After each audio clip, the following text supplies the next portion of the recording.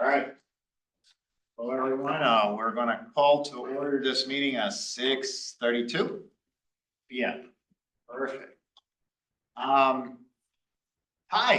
thank you for being here. We thoroughly appreciate it. I have a few remarks, overview since the last time that I wanted to share with you all. First of all, again, warm thank you for stepping into the work that we're doing as volunteers.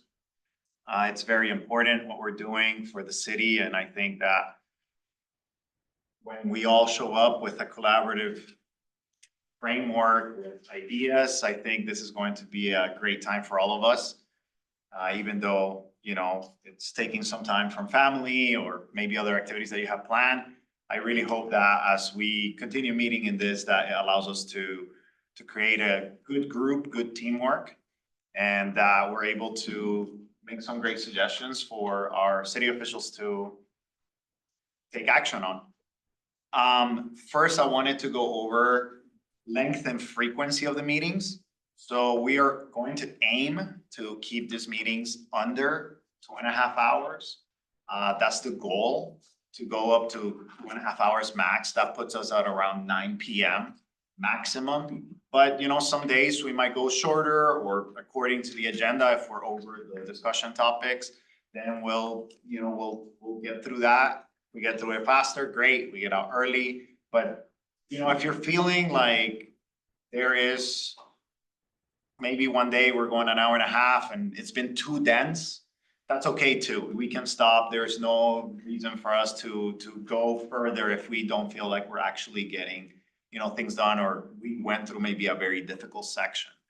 Our goal, as we recap, as we talked about last time, is to go through this in sequential manner. So go through the charter in sequential manner. We talked with Colleen and with Phil about probably over the next 4 meetings. So these next 4 meetings during this year, this one plus 3 more, to sit with the language, with the intent, what the charter says, and to study it, to understand it well. And there might be some suggestions that we're going to maybe come to, maybe some ideas that we have, but we're gonna put it on like a parking lot, just kind of like, hey, it's gonna be there, but we're not going to go into like the spreadsheet and actually get to the majority suggestion and the minority suggestion until the next set of 4. So we think about 8 meetings after talking with Pauline and Phil. We think 8 meetings is sufficient. 4 to understand, to bring any questions or anything that kind of came up, and then 4 to give suggestions, to get into the ideas. Looking ahead, we are hoping to today kind of decide on whether we want to have a meeting in December or not. And if we don't, we can think about 2 meetings in November, or kind of like spreading them out. 1 in November? Maybe 2 in October. 2 in October, that's what it was, and 1 early November. But we'll get to that point, and towards the end, we just wanted to chat about that. Does anybody object to that? We could start working on that. If you don't object, that's okay. We'll schedule probably 2 in October, 1 in early November, and that way, holiday season, travels, you can do all of the marvelous things that you need to do. I would just request that if there are any, we of course are going to try and keep these on Thursday nights if we can. But if there are any particular weeks or days that don't work for you in the first couple of weeks of November, you could let me know. The chances of getting all 14 relatively slim, but we'll look at dates that work for most. Just so we can get something scheduled. And the same for October, since we are looking to schedule 2 meetings in October, we will have our regularly scheduled one in October, but then if there are weeks that don't work, just let me know. And the sooner the better, because I know people do plan travel. They have people come in during holidays, things like that. And so the earlier we can kind of firm up those dates, then we have, yes. I would like to add just, October 18th is the Littleton Public Schools fall break. Okay, So I think that's probably gonna be on a lot of our minds. okay. I'm not gonna be here then, and a number of others are, so we may want to consider a different date, but I don't know. And we could certainly consider two separate dates in October. But yeah, if you can email me with those kinds of things, then the chair and vice chair and I can kind of look at that and make a determination. We also could look at, for those additional meetings, if it makes sense to move them out of the evening and earlier in the day, we can do that as well. But trying to stay consistent with that 6:30 timeframe on similar nights, I think is important. Could you give us an email with some options rather than just Mhm. leaving it wide open? I can do that. Any other comments? Okay. Final things we did not want to miss is any question that you have about the charter or process or any section that we're going through, they go to Colleen. She will be handling and collecting them and then finding the answers as promptly as possible. We are hoping, well, that the agendas will be released 1 week prior. So, past Thursday, you receive the agenda. And if you can get your questions in by Monday. Even Tuesday would be okay. Monday is preferable, like by noon on Monday. That gives us time to reach out to particular department heads, legal, the city manager's office, and ask for responses. Then I can compile all the questions that come from individuals with all the answers, and then you all get it. Because someone's gonna ask a question that you didn't think to ask, and then you're gonna see it and say, I was wondering about that, right? And so we really want to make sure that everybody's getting the same information at the same time. But, cool. Yes. Have you received any communication from any of the 14 members so At far? this point, no. Not- Pardon me? At this point, no. Okay. So So is the idea that so we're reading through sections 1 through 4 today aspirationally.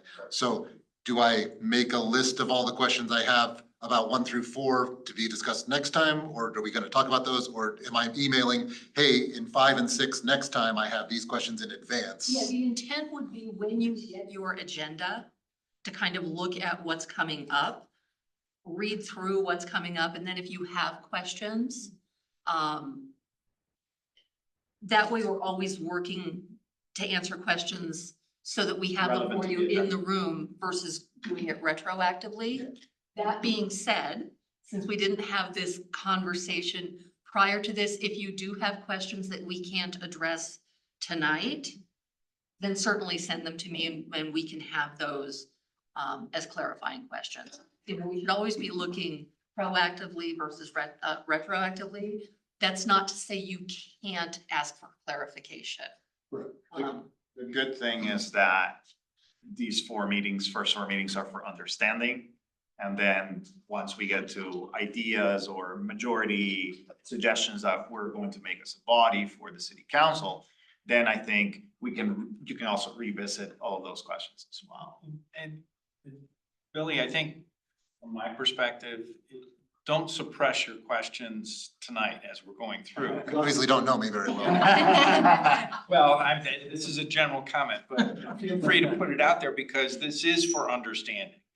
And so if there's something that can't be addressed or is kind of out there too far, Colleen can capture that and get it back to all 14 members that may not be answered tonight, So since we didn't do what Colleen just mentioned, we're gonna go through the 4 sections, We're aiming 4 articles. That's the aim. Yes.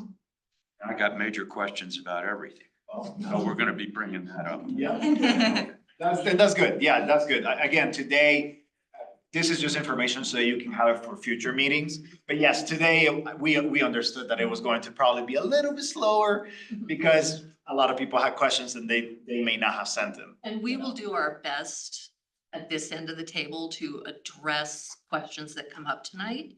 Anything that we don't feel we can fully capture, I'll make note of those questions and get responses so that you'll have them for the next meeting. Well, they may be questions, they also may be suggestions about what to do with certain sections. That's okay too. And again, like, Although we're not really capturing recommendations right now.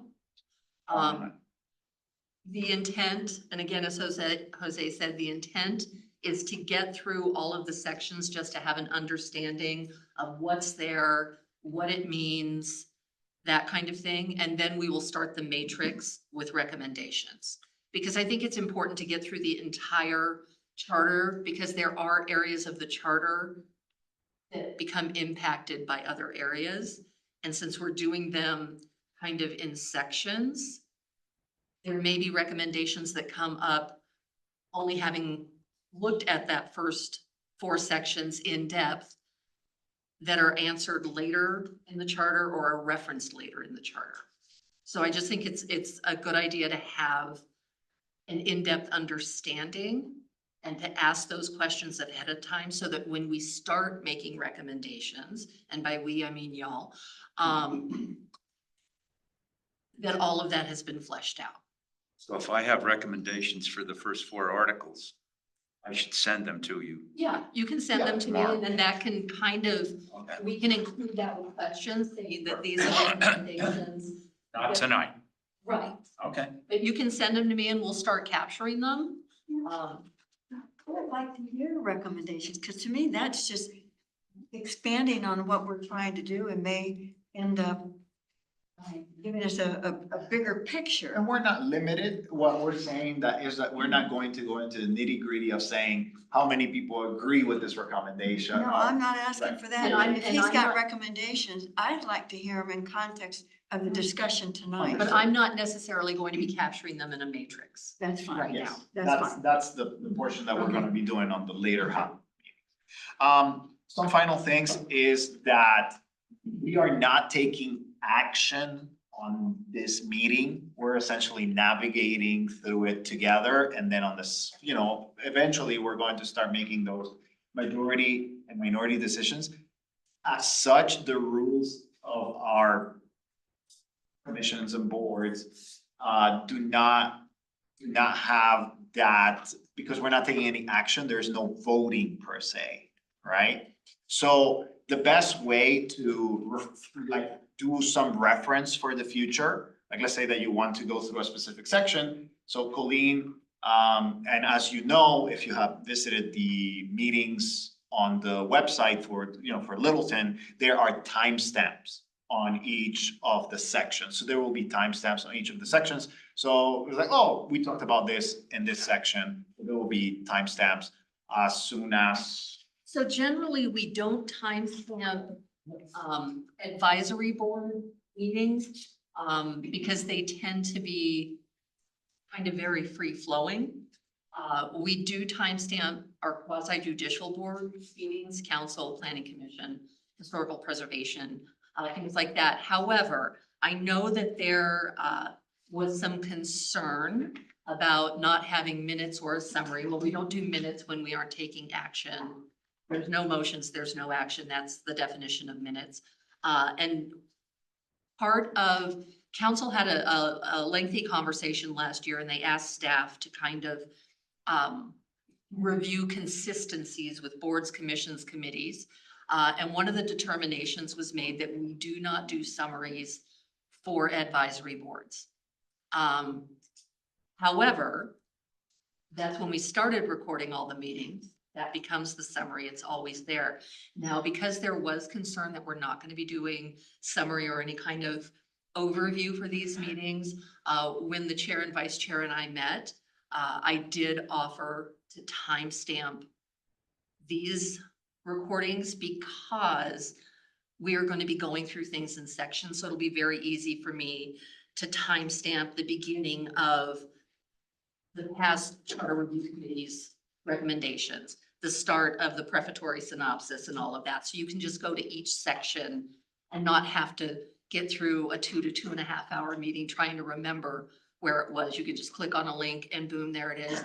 And there, instead of a summary, which sometimes intent gets misinterpreted or lost, you end up with an actual recording with inflection, intent, body language, verbatim, all of it.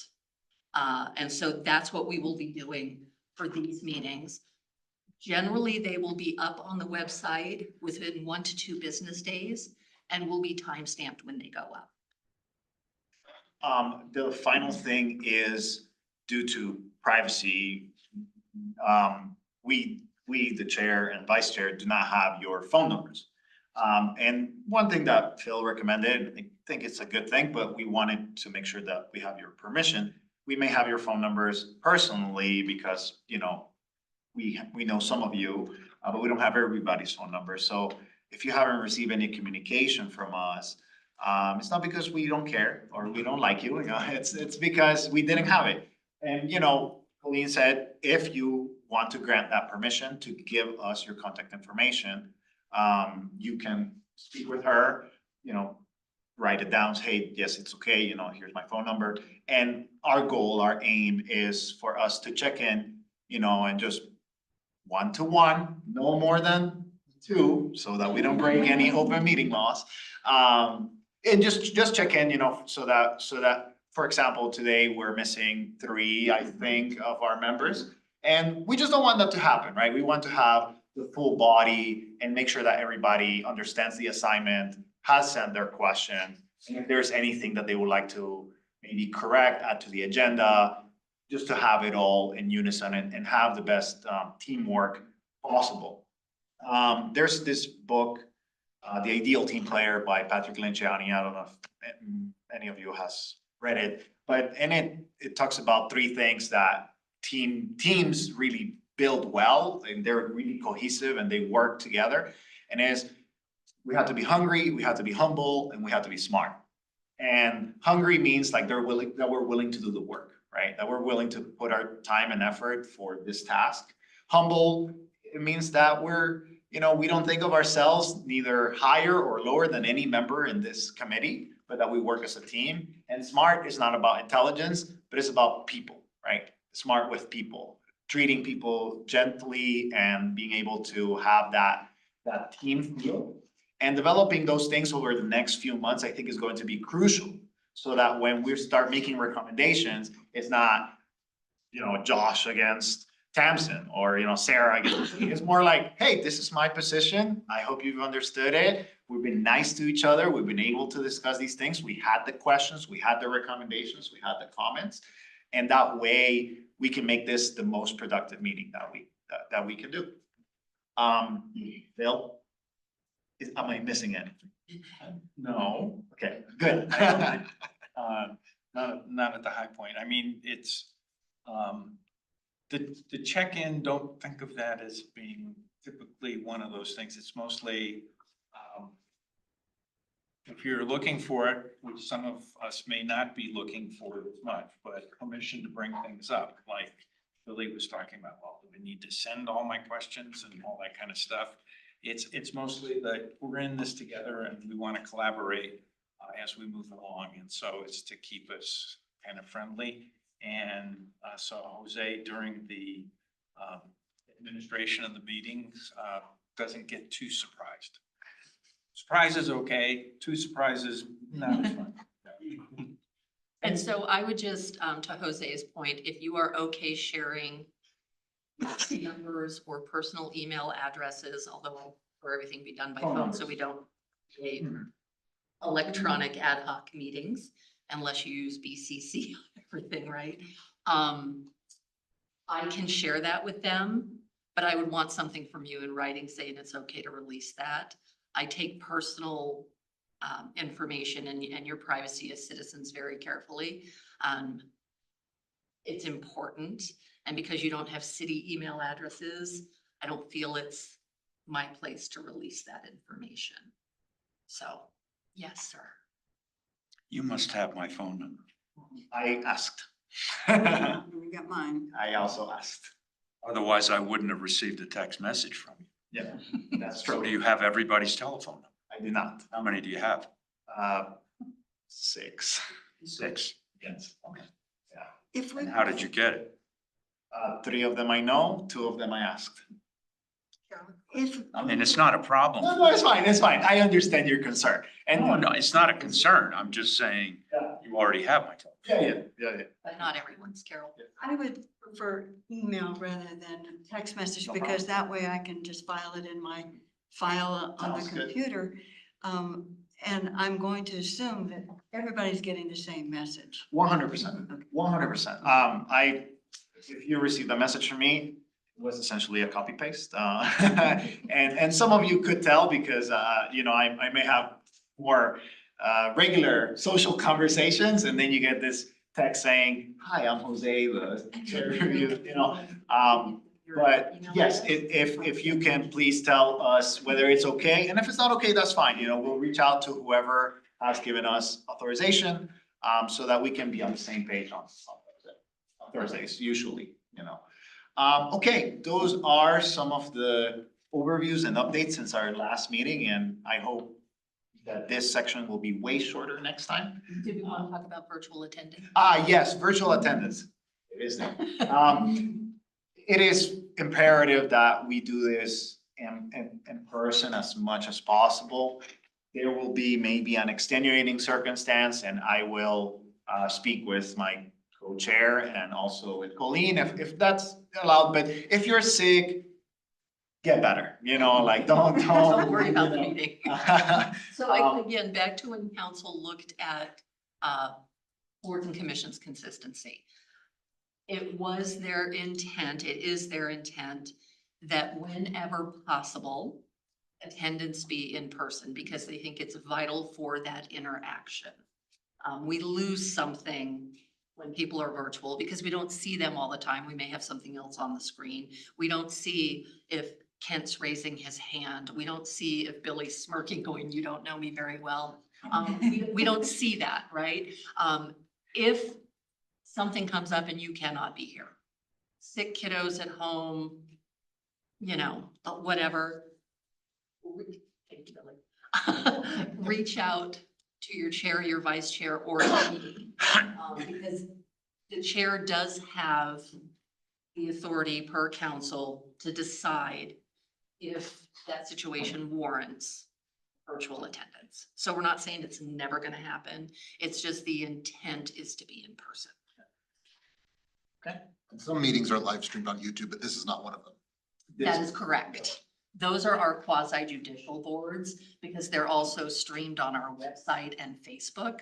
These are done strictly via Zoom, which we then upload to YouTube. So they become available on YouTube later and they also become available on our website. All right. I got 2 process questions. Yes. Number 1, my assumption with 14 potential people, there are 11 here tonight. If we want to speak, we should raise our hand. So you as the chair, Yeah, that's. rather than just blurting stuff out. Is that the process? I think that'll be ideal, but we're not going, if somebody's reacting to something or directly engaging. You have to be sensitive to that. 100%. We're trying to keep these as timely as possible and as respectful as possible. Yes. Okay.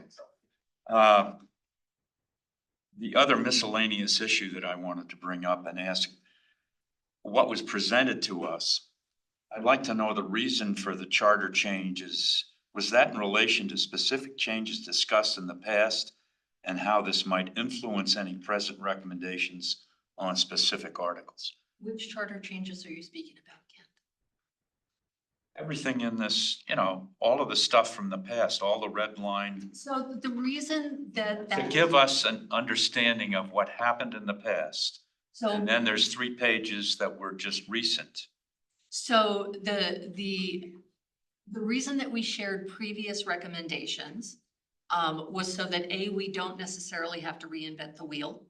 Okay. If those are areas as we review those, that this committee finds validity in and wants to look at that moving forward. Or if the committee says, I don't even know why that went forward. Just to kind of give you an idea of what the previous committee in 13-14 looked at and made recommendations. Out of those 30 recommendations, council put 10 questions on the ballot. Sure. And seven Seven passed. 3 did not. And so the intent was, do we want to go back and look at the 20 that they never put on a ballot and the 3 that failed?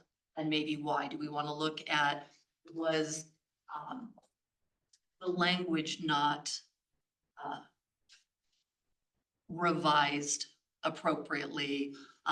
Was there not enough education, things like that? So that's the intent. And also to provide kind of an idea of what the former incarnation of this group found value in bringing forward. So part of the reason for me asking the questions, I spent 2.5 hours going through all of those today, Okay. just to read them and understand them. So that's why I asked the question. And it makes total sense to me. What you said is why they were there. Yeah, and I would hope that that we will not be providing you with erroneous information. If we decide to send you something, it's going to be because we want your input, we want your review, we want your consideration. It's not just to say, this is what we did in the past. I am not a big fan of, we've always done it this way, or this is what, because if that's the case, we could just take the 23 that weren't recommended and didn't pass and go from there and be done with it. But that's not the intent. So if we're sharing something with you, it's because we want you to kind of review that and provide input if you think it valuable. Thank you, Colleen. That makes sense. You're welcome. It's like, we're gonna appreciate the preparation.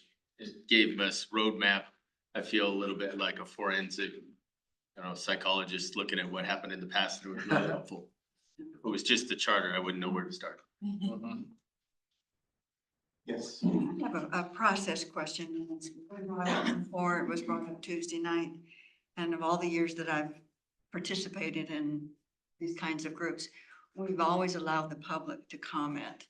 And I think if we ever have public that attends the meeting, that we ought to give them the courtesy of hearing from them, either at the beginning of the meeting or at the end of the meeting for the 3 minutes. It's not like it's going to take all night to do, but out of respect for them being here, I think it's something the group ought to consider. Can I speak to? Sure, and I have one other, talking about the charter changes.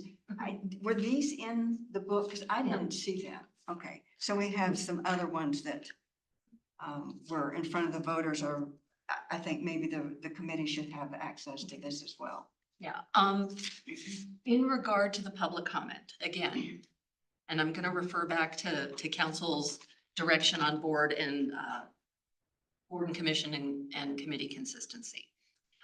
When it comes to public comment, I don't want you to bristle at this, Carol, but I'm just gonna state fact. There is nothing that requires council or any other board to allow public comment unless there is a public hearing. That being said, our council and our quasi judicial boards value, as do our other boards, I'm not going to discount them, value public input. The decision was made by council to leave it up to board chairs whether or not they would allow public comment, how long that public comment would be. In regards to this committee, my opinion is that during these first 3 or 4 meetings, as we are getting through the charter for understanding the concept and all of that, I don't feel that public comment would be that valuable. There's a reason each of you is here, and it is because individual council members value the role that you play in community, the role that you have played in getting involved, either brand new or returning members, people who just don't seem to have enough on their plate. I don't know what's going on with them. I think when we get to the point where we are actually talking about recommendations, and having those discussions, I think that might be the time where we start putting public comment on the agenda. So it's not that we don't want to hear from the public. But ultimately what they have to say is not necessarily going to be part of the consideration. That's not to say that they won't come up with something that makes someone go, wait a minute. I just think during the initial review time might not be the most appropriate time because we have a lot to get through. Any comments, concerns on that? And again, that's my opinion, completely up to Jose. He can say, you know what, let's let him do it. I just want to put it out. Yeah. Totally do it. My comment on it would be, I would be opposed to public comment in this. I think we're a working body, working through things. The reason for public comment is when we make recommendations as a board to council, that's the time for public comment. I don't believe that it should be any part of this. And that's certainly a conversation each of you can have with the chair and vice chair to help them make that decision.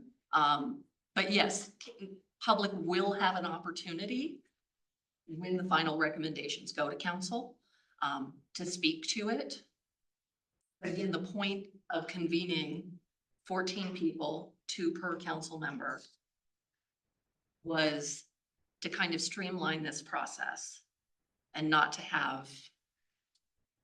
And also it is not to say that we are not having conversations with some of our neighbors or other people that we may know. And they may be saying like, you know, I read this random thing in the charter. And, you know, I think that it's important if somebody were to give you that information to bring it so that we can all consider as well. But again, we are, as chair and co-chair, we're going to look into these things as well. And if someone comes and feels the impetus to share something extremely important, you know, we'll consider it. The concern also on the other side, and Dan makes a good point, is we have a time frame in which we need to complete our work. So first off is this year, we'll be going through for understanding. And then for the first few months of next year, we'll be coming up with recommendations, majority and minority at that point in time. But we need to be done somewhere around April-ish, May-ish next year so that council and staff can say what to do with the recommendations. So this is not the end of the process. This is more, we're really at the beginning of the process in going through all of this. And it's important that we do a thorough job in what we're doing. And to Phil's point, those timeframes are somewhat predicated on a timeline to get things on a ballot in 26 if council decides to move anything forward to the November 26 ballot, to allow time for public education and outreach, input, those kinds of things. And then we have statutory timelines when we coordinate with the counties to approve ballot content and all of this kind of thing. And so trying to get something finalized, recommendations finalized in that April timeframe is what we would need to schedule things in front of council at a study session, to have the committee or members of the committee to come and make a presentation and say, these are the recommendations we're making and why, for council to then have time to discuss, decide what, if anything, they're going to pull out for 2026, or what they may want to put on the municipal ballot in 27. So that's why timeframes are fairly important here. That's not to say that we may not go past that. We may make a first round of recommendations. It's just going to depend on where we get, and are we going to have 30 recommendations? Are we going to have 40? Maybe we're only going to have 20. We don't know that yet. Questions? Okay, Discussion topics. Let's start with, Okay, I'm gonna put this down. I'm gonna put up the charter. So to be a nerd, I know we're halfway through or partway through our second meeting. Should we submit our forms that say we're gonna adhere Yeah, to you rules? can give those to me and I will file them. It's in your The packet. back of the handbook. It's the first or the last page in front of the blue tab. Gold star for Billy. yeah. I'll give you a little smiley face. Teacher, you didn't do your homework. Thanks, Kelly. It's the very last. Handbook. After the red tab and before the last page. Should have been just before. Before that? Page. Nothing there. No. Turn it in. Oh. Is the section before that, the section about your expectations or what's your red tab? That's right. Not there. Strange. The last page of this section. Oh, wait. Perfect. I've been flashing.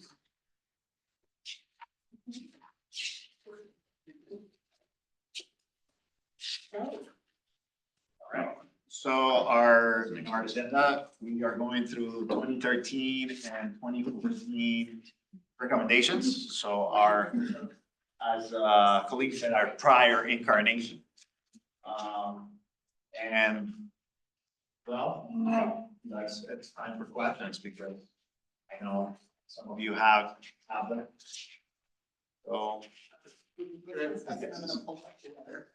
Can I make a suggestion? It's just a suggestion, which is I read through this and then I read through the recommendations. I found it easier to read through what was the issue and then look at the recommendations for that particular section. Then move to the next section and then look at the recommendations. So if we go through all the recommendations, we're gonna be really deep into some recommendations that were later in the charter. So I would amend the suggestion, which is we just go through the sections and then look at the recommendations for that particular section. Just say, what did the last one say? I just think that's a more natural process. That would be my suggestion I'd put up. I agree with Dan. Okay, all right, well then. So do we not want this one up? We actually want the charter. Yeah, we're going through the We're gonna make you toggle. prefatory synopsis. Yeah, It's not that easy. It's okay. we'll go through the prefatory synopsis and then look at the recommendations from 2013, 14. Just suggesting, because we'd hit those like I think it's a good the suggestion. 30th page of the recommendation, stuff that we won't be talking about until. That is true, that is true. Okay. Okay. All right. Should we read it out loud? Is that something that is beneficial? No, I didn't think so. I just wanted to double check. Interpretive dance all day. Yeah. Interpretive dance, you're up. Oh, no, that's my daughter, not me. Arts and Culture Board. I expect. Okay, are there any questions or things that you have thought about as you have studied this first part of the document? Yeah, I have one. In where it says first, absolute right and power of self-government under the home rule provisions of the Constitution of the state. Home rule is a real critical component of this. And I think that we need to really understand the necessity of understanding that this city is a home rule city Okay, and not a statutory city. understood. Correct.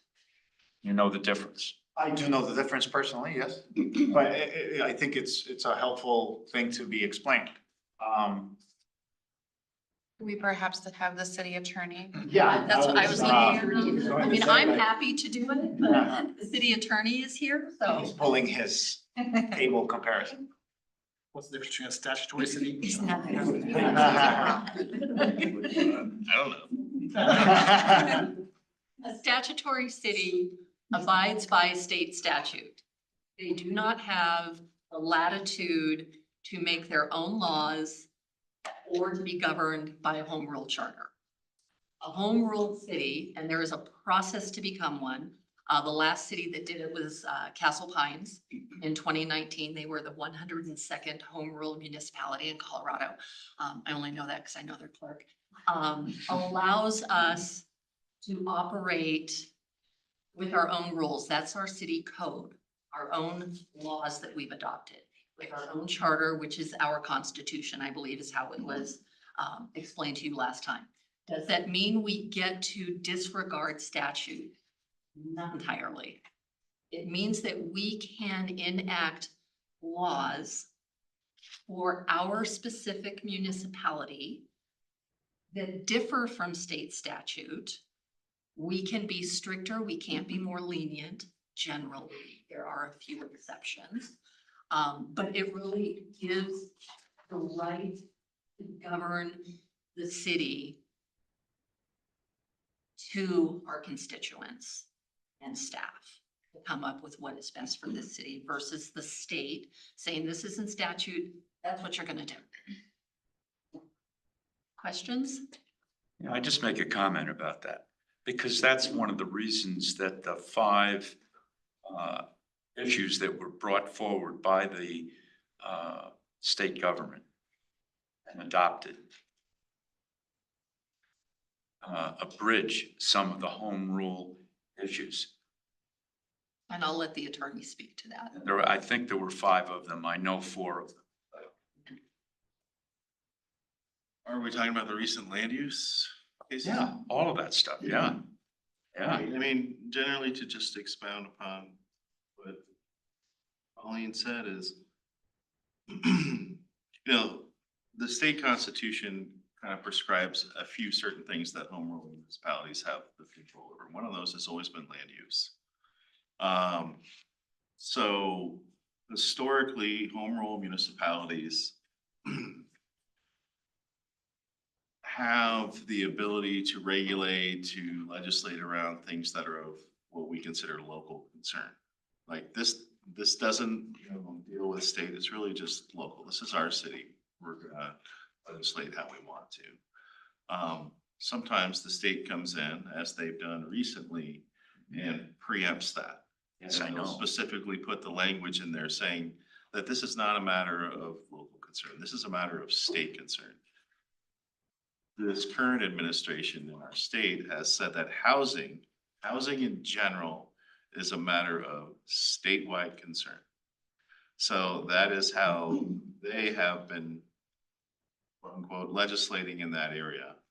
And right now, we do have a lawsuit that is challenging a few of the the statutes that are that have been quote unquote imposed on home rule municipalities. So right now it's this, I want to say it's Aurora, Arvada. It's like 7 cities. Yeah, there's like, I think there's 6, but there could be another one who's added. Lafayette. Yeah, Westminster. and basically saying that, look, we have our state constitution, which allows us to do this. We have 100 years of case law that says that cities have control over their own boundaries. And basically saying that what the state legislature has done is unconstitutional.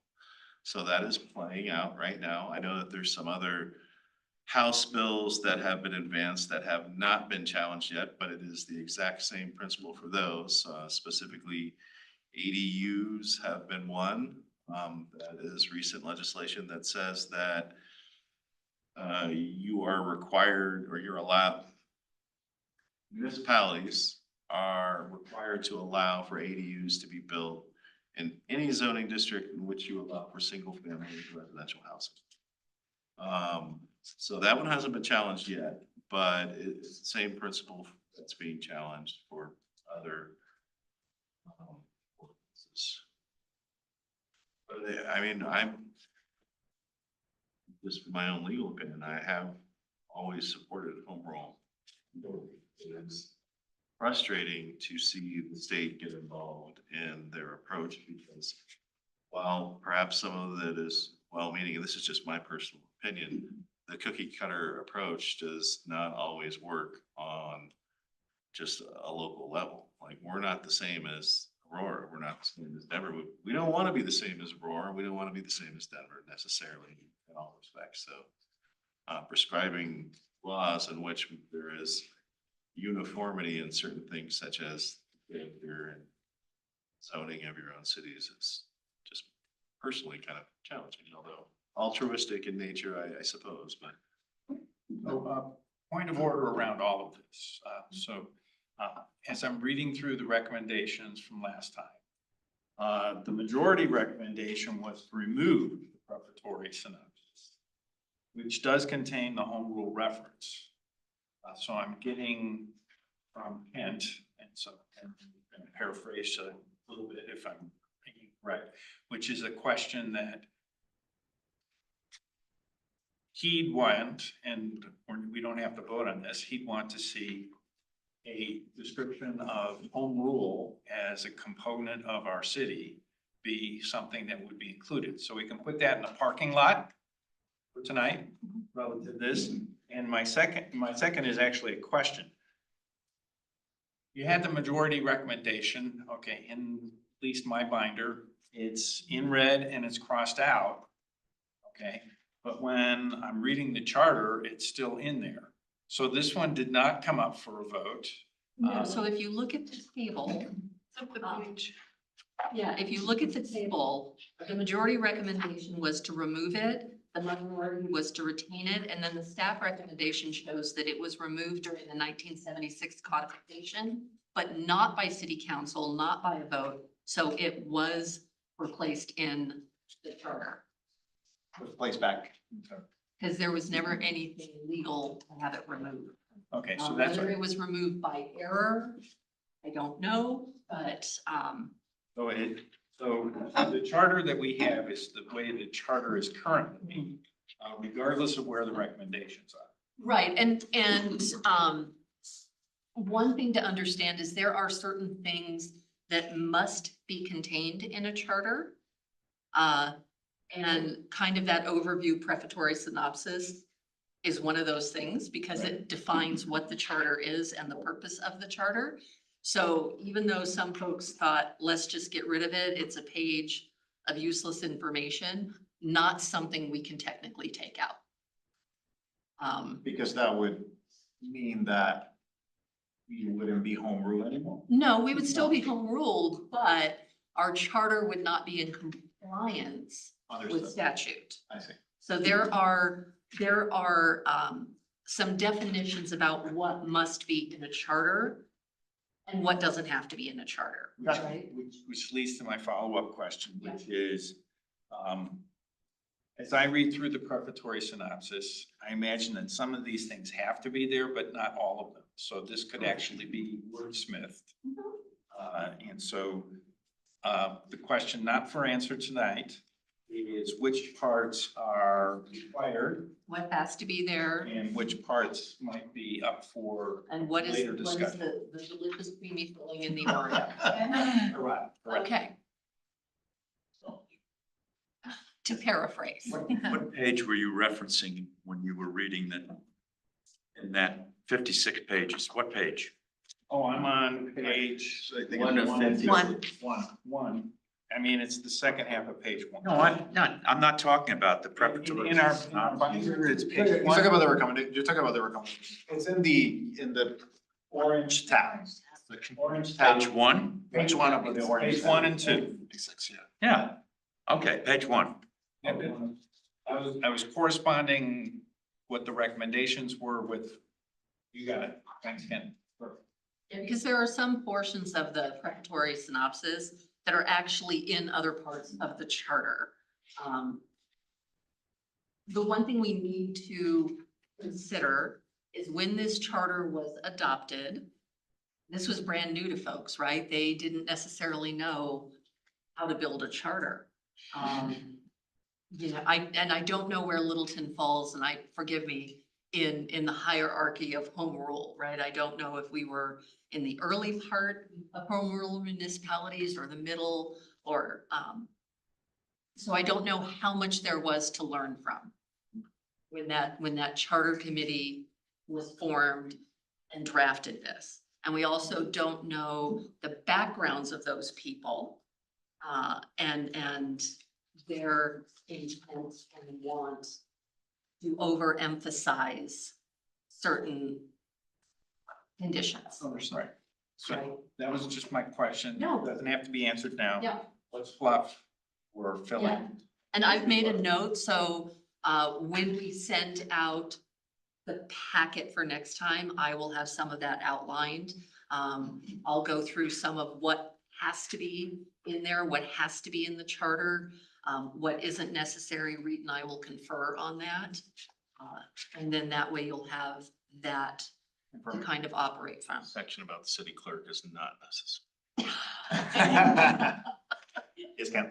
One minor issue in the second, third, fourth, fifth paragraph, starting the policy making. There's no mention of the mayor in there. It just says That's because at the time, we at did the not time. have, we It did not could have be a. changed now. We I'm did- just saying, there's no mention of mayor in Right. it. Okay, that's what I wanted to bring up. The question is, should there be a mention? He's a member of the council. Right. Yeah, he's still a member of the council. I understand that. We don't have a strong mayor, right, which means It's a weak mayor, mayor. our mayor has no powers above and beyond that of other councilmen. It's still a single vote. He doesn't break ties, those kinds of things. The only difference is he or she, they, I guess they is correct. No, I'm old. The mayor. Is direct elect. So, to Carol's point, still a member of council. This is a council city manager form of government. Right. It's not a mayor and council city manager form of government. So that's something we can split hairs about later. Right. To see if we want to make that recommendation. Go back to calling him president of council. Oh, we could, but no. Yes, So Ken? just to be clear on this prefatory synopsis, if this was a high school paper assignment, early on in the days, they're like, you know what? When you write the paper, you need to have a synopsis at the front. The synopsis at the front has nothing to do with the charter. It's just a synopsis of it, right? So once we get through our recommendations, this is just a synopsis that a lot of those things will come out of it, and then we can do the synopsis, correct? And some previous group was like, we don't need a synopsis. We're now seniors. We've learned it. We don't need a synopsis. And you said, well, wait a minute, that wasn't done by the right process. Right. So the synopsis was put back in. It was put back in, but there's also a requirement under statute that when you Have a add a synopsis. charter, you have to have kind of that over. It's like a freshman course. You need a You synopsis. need that. Yes. 101. Also what you said, Colleen, as well. I mean, it is a synopsis summary, Mhm. follows, but I think it's important as well. I mean, not only is it regulatory and required, but it sets the spirit and intent. I think it's important. Right. It is. There are some areas though that are pretty much verbatim from other charter sections. And so there's, You're saying it's redundant. Maybe they, Okay. they struck it because it felt I'm gonna redundant. give you an example of what I'm gonna hypothesize is kind of filling and not required here.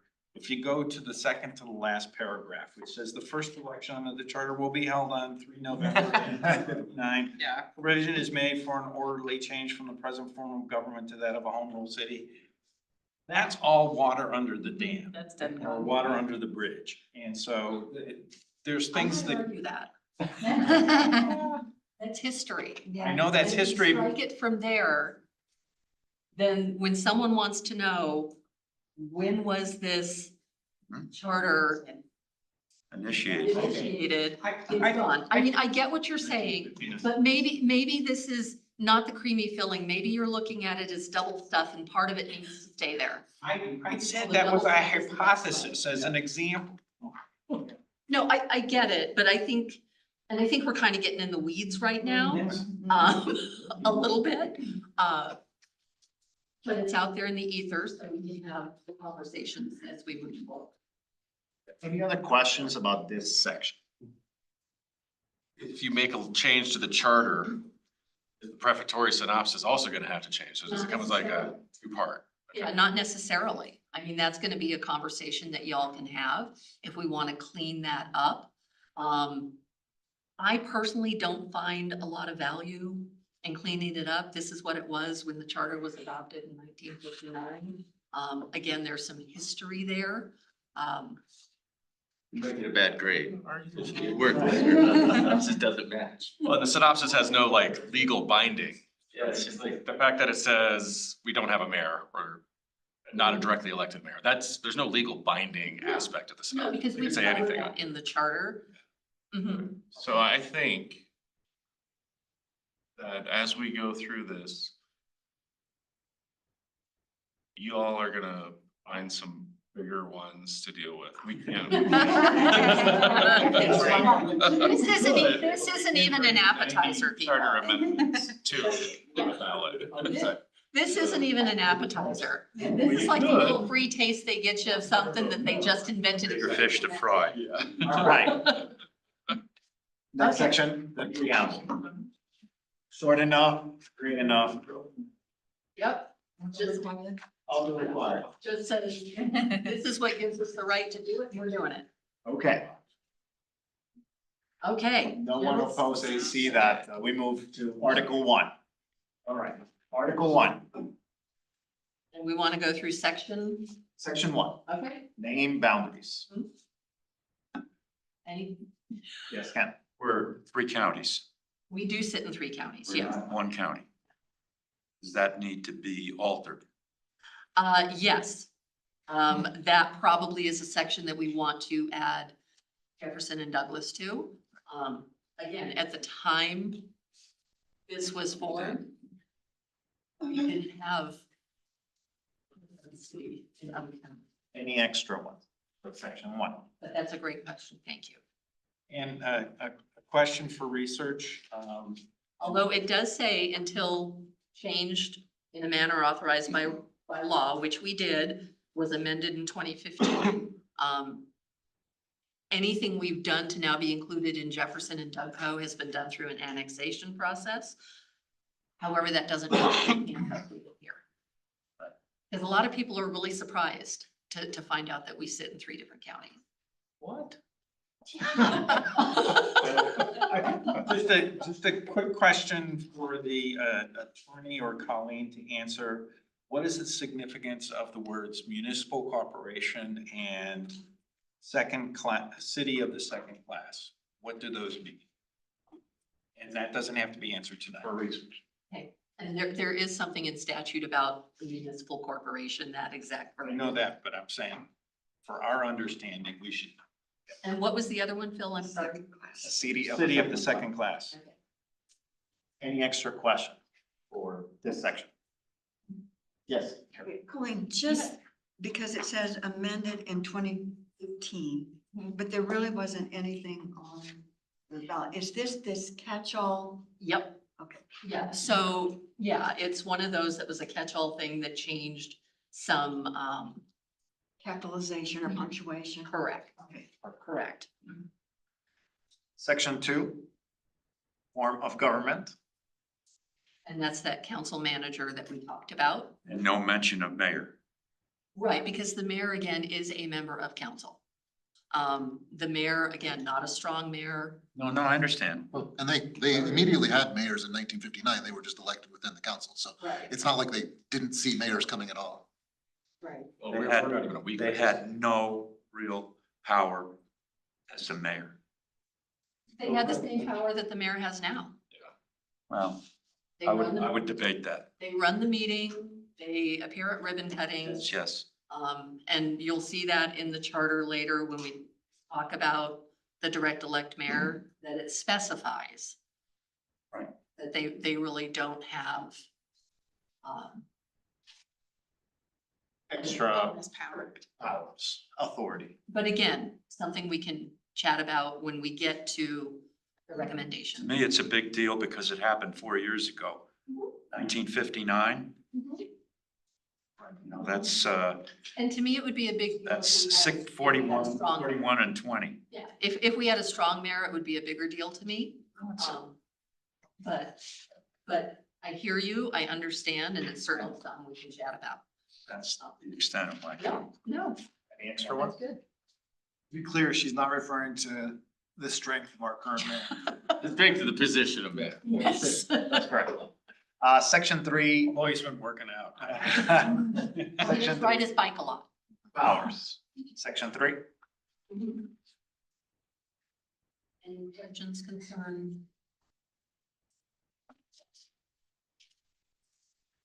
And this kind of goes to what Reed was talking about earlier with home rule municipalities. Construction of words.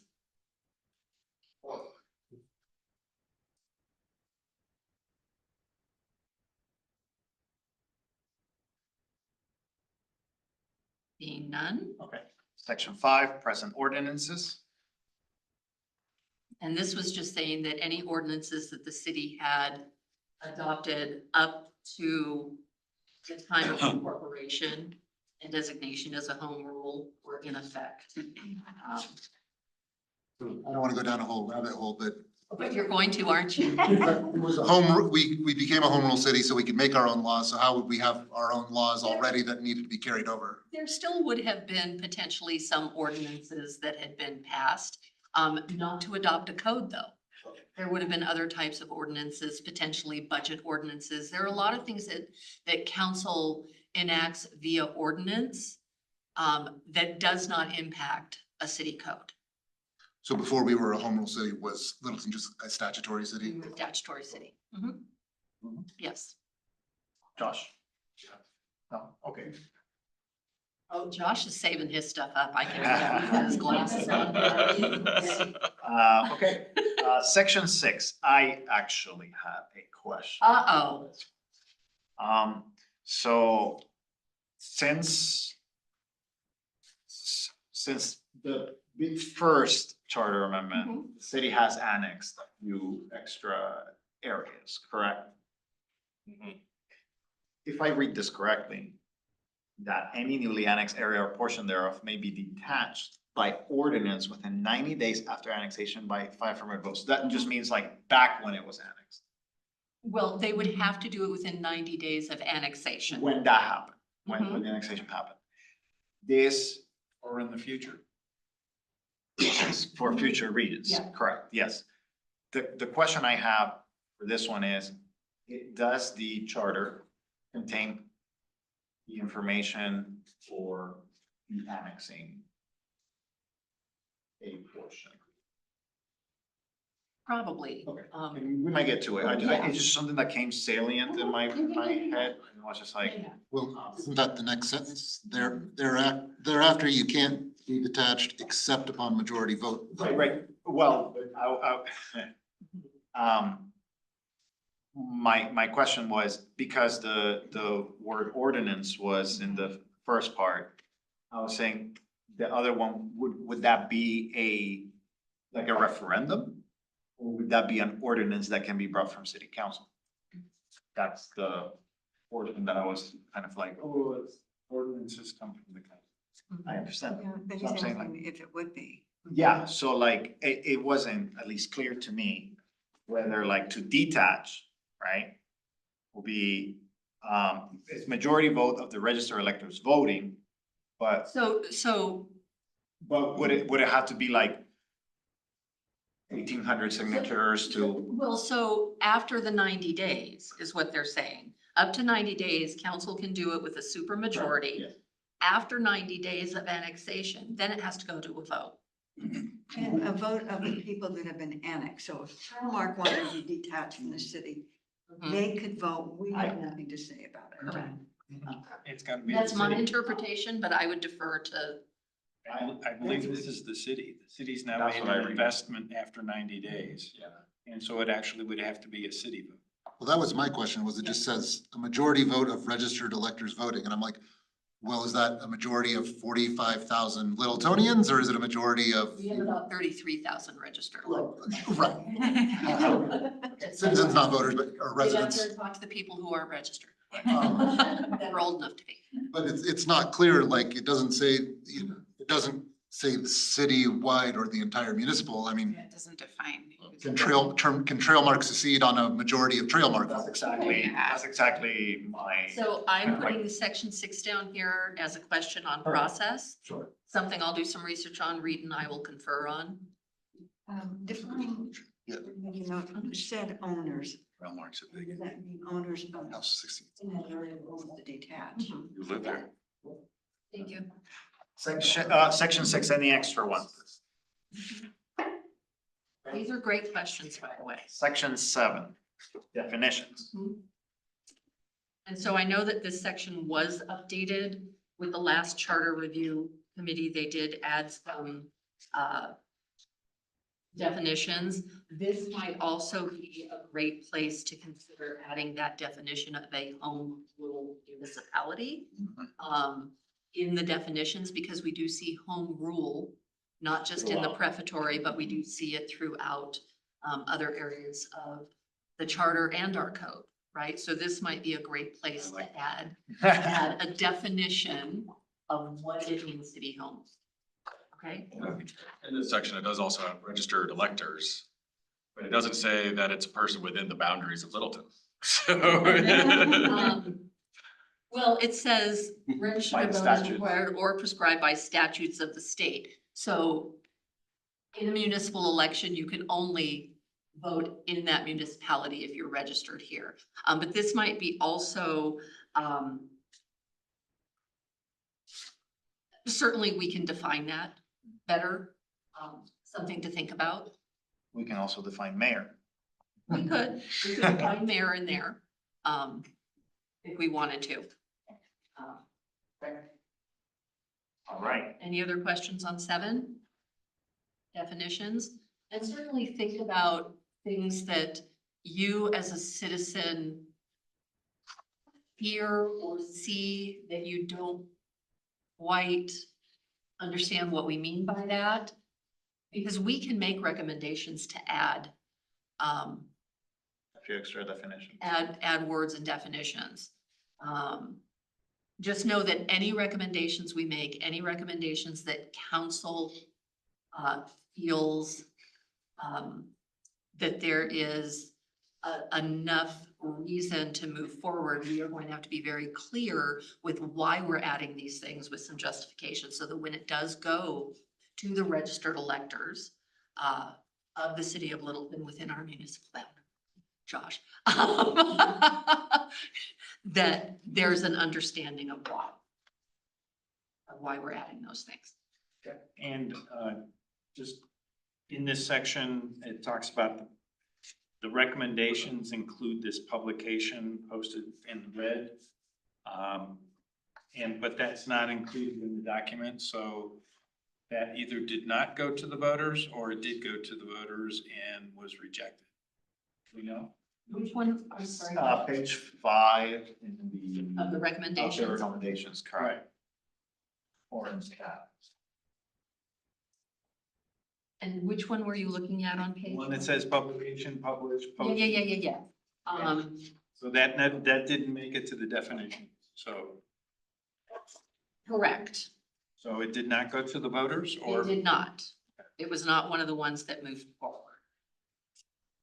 Colleen, was there a choice on some of these to not go to voters because if we could want to overwhelm entire voters because of all of these things? Yeah, so that the council really did look at the 30 recommendations that came before them.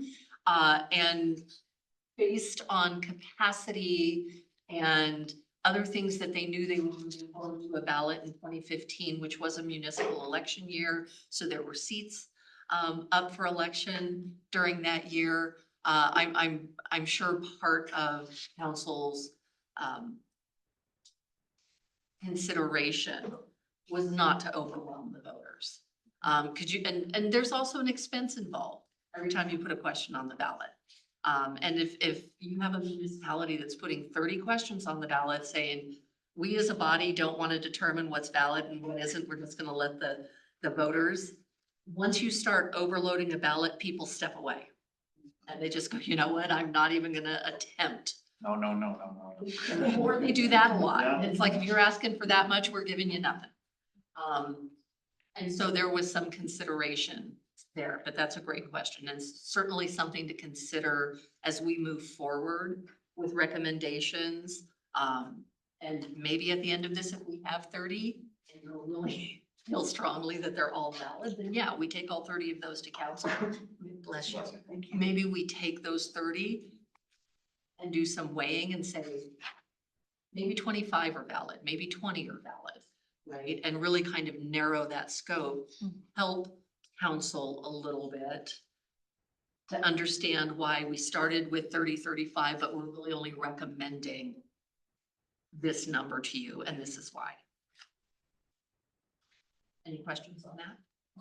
Okay. Looks like last time they wanted a definition for what a publication is. And that's what we were talking about, and it did not go Yeah. to ballot. But like, where does that word show up in the charter? It does show up quite often Yeah. in the charter, in regards to publishing of salaries and things like that. When it talks, there will be places in the charter and the code that talk about, legal notices and notice of hearings and that they be published. But one thing that council does, the very first resolution that they pass every year is notice of where publications and postings will be. And that's 3 physical locations, which is this building, the municipal courthouse, and the library. And which publication is the publication of record, and for us, it's the Littleton Independent. That doesn't mean that we can't broaden that and that we can't offer some other definition. So as we go through the charter, I don't know that it really appears quite that often to warrant that, especially since we do this other resolution, but that's a determination that no. This language had gone through, would that kind of limit what council could do when it comes to that resolution to say, here's what publishing means? No. No, because this is really just defining what publication, publish, posted means. They'd still be able to adopt that resolution saying this is where that will happen. But that's happening now, so, and I think we really need to focus on the purpose of the charter versus our code, right? And to consider that every recommendation we make for the charter, everything that council may move forward, this is by a vote of the people. Council cannot change this charter any other way. And so we really need to be thinking about what makes sense for now and what makes sense for the next 10 years before we do the next charter review. This is our constitution. It really is. And that's why I ask, I want to kind of get an understanding of the last group that did this, what they were thinking. Also, an understanding of like the legalese of I mean, what that's this not, would do to a council. right, that's not to say that any citizen or group of citizens, if they really took umbrage with a section of the charter, couldn't file an initiative and say, oh, we want that stricken. We don't like it, or we want the verbiage change, and then it goes to a vote anyway. There's an additional expense that's involved in that because we're now putting questions on a ballot where we may not have had any. And that's okay. That challenges me to meet my deadlines. Carol likes to keep me on my toes over here. Which, The next section. Great Right. segue, Colin. Section. See how I did that? How I just segued us in there? Yeah, they, maybe Fran has submitted to the register electors, to the petitioning council. Yeah, the council on its own initiative, right? Yeah. Any questions about that? Okay. Finally, section 9, constitutionality. I think that's just legalese. That section. And stuff. Okay. All right. Moving along. Moving along to Elections. Article 2. Yes. Okay. Section 10, generally. And so the council will provide by ordinance, the manner that we hold city elections. council has determined that whenever possible, we'll coordinate elections with our partner counties. There are benefits to that. It's cheaper. It's less confusing for voters because you're getting one ballot that has all municipal issues and candidates on it. It will have county issues on it. It will have state issues on it. So you're getting one ballot that comes in. And it's just less confusing. And again, it's less expensive. And those of us who work in elections, we always want to err on the side of the voter. And so we want to make sure that we are presenting to the voters the most concise way to conduct that. There are some home rule municipalities that will coordinate and run special elections just for their council seats. And they find that they have a much lower turnout when they do that because people aren't necessarily looking for a ballot in April or June. Everyone's looking for a ballot in November because they know that's when the counties and the state and and federal all happen in November, right? And so it just makes sense for us to do that. And so that's just what this is talking about. Yeah. This one I thought just as I hate it when it says not inconsistent with the provisions. Mhm. That goes throughout this charter somewhat, which, is there a legal reason why it says that rather than just say consistent with the like, not inconsistent? That's why the double negative. Because whoever wrote this failed their freshman paper. Okay. Double negative. And I see that the last group That's wrote right. it nicer, clearer, and more concise, but say the same thing. My guess is that we decided not to take that to the electors. Yeah, and one thing to consider is we can do a cleanup ordinance, which we did back in the last group. We did a cleanup ordinance to change references from like him and her to more gender neutral pronouns. We changed everywhere it said president of council to mayor, things like that. And so we could do a cleanup ordinance that says anytime it says not inconsistent, change it to consistent or things like that, just so that it's more consistent, number one. With that consistency. Great question.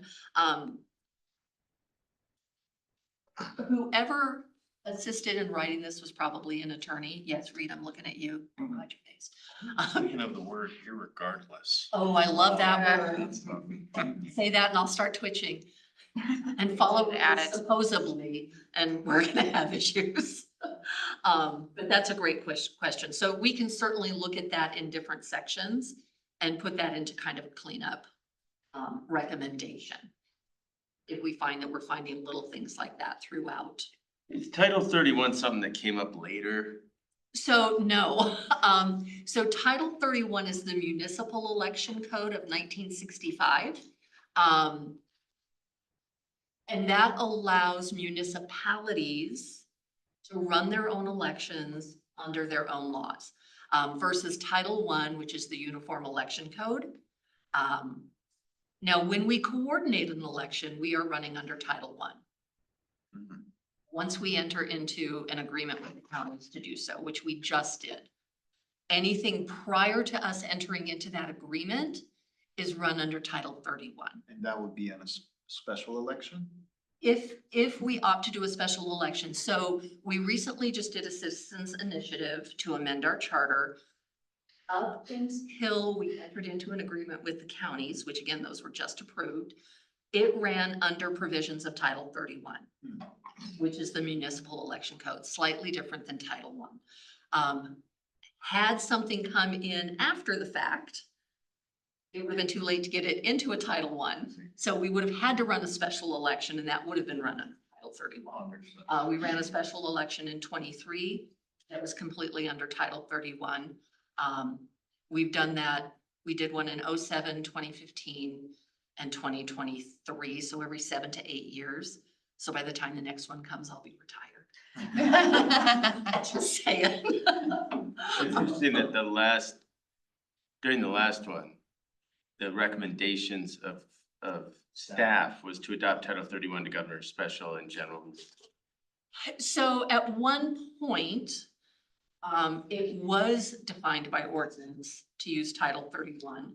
That's challenging because when we coordinate elections, we have to run under Title I because that's what they run under.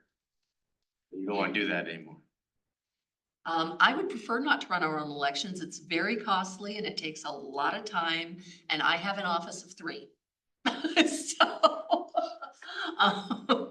I'm always up for a challenge. Go right in, do what Colleen wants. Douglas County for that matter. It's, That's what they're doing. so when we coordinate, we run under Title I because that is what the state and the county. Okay. Any other questions on that? More broadly speaking, Title 31 has all the municipal powers. Mhm. It's a state statute. We talk about elections and there, it talks about police and taxation. All kinds of stuff. A lot of stuff that aren't mentioned or more fully fleshed out from the state constitution are in Title 31. For the record, despite the fact that there's a double negative in here, this provision is fine for currently for running elections and doing it. I mean, we can certainly look at that double negative and fix it. Irregardless of what it says. Just clarify. Election Commission. Section 11, I do have a question on this one, and is, how frequent does the commission, meet? Almost never. In the So- past, So I'm just gonna, I'm gonna say right no, now. no. I'm gonna say right now, I am going to make a hard push to eliminate the Election Commission. Because I'm gonna tell you why. Sorry, Carol. No, I'm wondering if it's required. by I'm gonna law. tell Frank. Well, no, it wasn't required by law. Well, let me backtrack on that a little bit. When the city first became home rule, cities ran their own elections. They didn't coordinate with counties. County ran a county election, the state ran the state election, municipalities ran their own election. If you were a statutory town or city, you ran under the state. But when this was first adopted, cities ran their own elections. They had voting booths in the hallway. They brought in their own election judges, paper ballots, the whole thing. And so at that time, the Election Commission made sense, was to have a body of people who had a level of expertise to kind of guide those things, to hire election judges, to work with staff to oversee ballot preparation and those kinds of things. Over the years, as we've moved away from that, they really don't have a function anymore, separate from redistricting, which we just went through.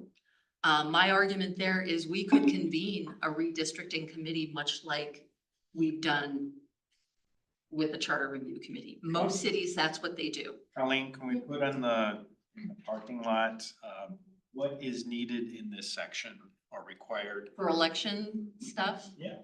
Okay. You know, what would be the minimum that we'd have to have? Because there are several duties in here about Mhm. tie votes and things like that Mhm. to be determined, and all of those things can occur. They can occur, and there are other ways to resolve those, Well, but yeah. Doesn't the election, And especially, here's the thing. Yes, they can break a tie, but once we coordinate an election, by lot. but once we coordinate an election, we are operating under Title I, and there are rules there Oh, for breaking ties. I see. And our election commission would have zero authority in a coordinated election. what about a recall election more than 4 months from a Title I election? Potentially. So certainly things to consider. Not necessarily a valid reason to sit a board of 5 people who in the last 2 years have met one time. I find it very disingenuous to put people on a board. These people want to serve. They want to be of value to their community. And there's no reason for them to meet. And I am a big fan of not calling a meeting just to meet. To me, it's a misuse and a misappropriation of resources, whether it be staff time, facilities staying open late with overhead, and it may not sound like a lot, but it adds up. And when you're meeting just to meet and you're not getting anywhere and you have no real destination, you know, it's like saying, hey, I'm gonna come over and pick you up and we're gonna go hang out, and then we just drive around the block. It's like, this is my neighborhood, I've seen it. And so I think that that's a valid question, Josh, and some of those things, but, to Phil's point, we'll look at this section under section 11 and see what we really have to do, and even under the whole election thing. Because there's a lot of stuff under our elections that isn't required by law to be in here. Now, I'm gonna say, anytime, and especially in the climate that we're in right now with elections and mistrust and whether appropriately placed or not, selling election changes in a charter may be difficult. That's council to decide. I'm gonna push hard. I'm telling you right now, I'm gonna push hard. So be prepared. Well, like, an important role that's described here, and whether it's dealt with elsewhere, is the appointment of election judges. That's done through the county. Right, I understand that now, but nowhere, anywhere else does it say we've delegated that to the counties in a coordinated election approach. So some of these items are either necessary here or are covered elsewhere, but folks should recognize, at least in an explanation of why the change is gonna be there, Yeah, that's the case. and that's all part of that public outreach and education piece. Right, I understand that. Just knowing that we are in a climate right now where elections are a hypersensitive issue. And I'm gonna get on my soapbox for 2 minutes. Has anyone here done the tour of the election warehouse at Arapahoe County? Awesome little thing to do, right? Anyone who hasn't done it, highly recommend. Just reach out to Arapahoe County Elections. They usually do about 2 or 3 of them prior to the election. And you walk the life cycle of a ballot from the time they receive it until the time it's counted, until it's stored for retention. And for anyone who hasn't done it, there are a lot of things that are assumed by people. And then when you see every step, you go, I mean, it's very educational, eye-opening. I personally think that anyone who is of age to vote for the first time should have to go through that. Okay, I'm off my soapbox now. All right, that was 45 seconds. Carol, go ahead. When you're putting your list together of the responsibilities in this, deleted from the Or deferred. charter, or deferred, would you put down, for instance, in case of a tie vote? Sure. So if that's not required, where else would it be responded, that situation be responded to in the charter? So give us, we're gonna get rid of it, but we'll cover it over here kind of thing. We're gonna recommend. We can't say we're gonna. Well, I understand. Dan? My response, I made a comment that it was city council, and I didn't mean it really as a joke. I would encourage us, I see this board as we're technical. And I see us as technical. We're looking at what is the right potential answer to this and not political. Because if we start considering the political environment out there and all, then it's gonna sway us. And I think what we should do is stick to what's technical, what's legal, what makes sense to be clean, where is it taken care of elsewhere? And actually let council decide the political question. That's not, none of us are elected. And I don't want to be involved in a political debate. I want to be involved in a technical discussion. Agreed. I was only making that comment because of when we get to educating the public about it. Yes. We know there could be some obstacles. But I would love to go to council with a whole series of, this is what makes us the right way to do it. Absolutely. And council be able to say, that's not politically palatable, that's their discussion, not ours. Agreed. That's what I would just suggest for us to keep forefront. I have one question about this. I can't find anywhere how the 5 qualified electors are selected if they're needed. They're selected the same way any other board or commission member Council. is appointed. They are Yes. appointed by council. Yes. They go through the same interview process that those of you who have served or are currently serving on boards have gone through. It's a short interview process. It's an application process. It's a vocalization of a desire to serve on that committee. Although I will say in past years, it's often been, we didn't have room for you on another board. Would you consider this board? Because we really don't get a lot of people that apply for the election. So there's currently 5 people on this board. They just don't meet. Correct. One in the past 2 years, you said? One meeting in the past 2 years. Okay. Section 12. I have 2 parts of my question for that one. The first one is, what is the, maybe like, what is the consequence or difficulty of odd versus even? So parking lot, right, you know. And the other one, it deals with the times at the end. What is the, I see, is there a requirement for the 12 hours or, So can that be expanded for people who work late or second shift, you know, something like that? and we can talk about Right. that, but. Just wanted to get some comments from people that know better. You know, those things. As I know that in other places where I have lived, right, like, you know, it's open till like 9 p.m., for example. It's quite late and I get it, you know, counting or all of that, but I'm just curious. Election night, it will never be open past 7 p.m. because that's the ultimate cutoff on election night. The time your ballot has to be received by, postmarks don't count, Understood. all of those things, but I can do that research and Perfect. let you know. Any extra questions on section 12? Yeah, so I kind of see this section as, it almost gives council too much power to create an election that is not required to have mail-in ballots, is only one polling place and is only open for 12 hours. So that's what I kind of saw concerns with that, because it does give those So 7. initially, we have to remember, this was adopted in 59. It was amended twice. It's been amended a few times in different areas. As Carol said earlier, this one, the election in 2015, there were some catch-all global things that may or may not have hit each section, and sometimes it was just verbiage, unifying one word throughout.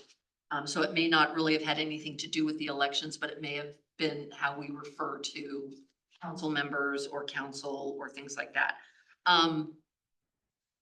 The thing we have to think about is when this was adopted, mail ballot elections were not a thing. That actually came out of Title 31 and the municipal election code. They were the first ones to do mail ballots, so yay, home rule. And so, but that's a valid point though, so that's something that we might wanna look at in section 12. I have a concern that an archaic law could give too much power centralized to one group.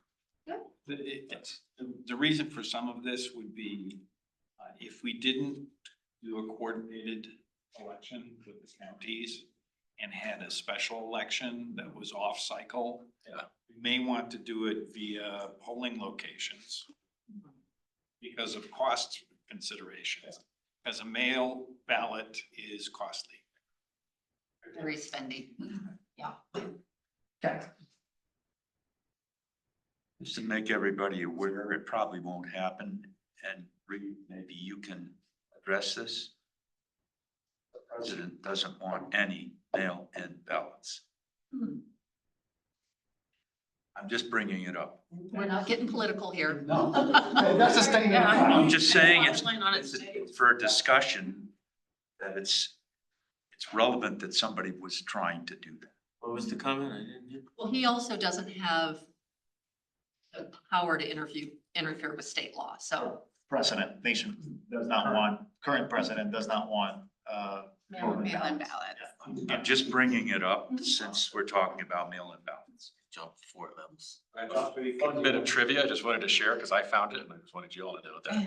In Colorado, there's some weird thing where in odd number years, elections are the first Tuesday in November. In even number years, there's the first Tuesday after the After the first first Monday. So they're completely different. Yeah, so just wanted to share. I thought that was interesting. Title 31 versus Title I kind of thing. Yeah. Um, That's where somebody in this sort of committee did put two and two together and say we should have one in the same. yeah, one of these things is not like the other. Exactly. Any extra questions to research? And I would just say that the reason that municipalities have their elections on odd years is so that all municipalities have kind of subscribed to not having partisan elections. So they haven't wanted to fall, during the state elections when we're representing or when we're electing representatives. Based on party and. Actually required by Colorado law. Well, there's a 6 and 7 chance that the first Tuesday is after the first Monday, so. Alright. Okay, Regardless, I was told there'd be no math. section 13, registration. So in this section, this is going to need to be judged. Or judged. Because the only time the clerk handles any level of registration is during a special election, and it's still coordinated with the counties. I don't have the right to register someone to vote. I can take their paperwork, but then it is forwarded to the counties or to the Secretary of State. But again, a lot of this was written before the ability to register online existed, those kinds of things, or before pre-registration existed. As soon as you apply for a driver's license or a state ID, regardless, if you're 15 years or older, you're registered to vote. Now at 15, you're pre-registered, right? So you're a confidential elector. You don't get ballots until you turn 18 or will be 18 on the day of the election. So a lot of this was written prior to those kinds of things happening. And so we may want to look at the language here, just so that there isn't an assumption that folks can come into my office at any time and register to vote, because that isn't a reality. Alrighty. Section 14. No. Oh, yes. This is not county specific. It just says that that's how you would register at the office of the county clerk. So if you live in Jefferson County, Douglas County, that's where you register. We don't have to say that. Correct. But that's known by the registered elector. Right? Mhm. Okay. Yeah. I just wanted to bring it up. Yes, good point. Section 14, absentee registration. Similar to my comments in section 15.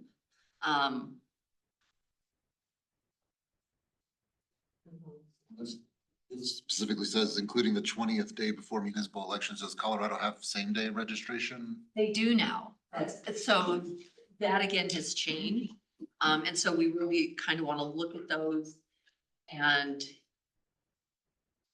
either recommend that we strike them in their entirety, or that we reword it, or something as simple as provided for in statute.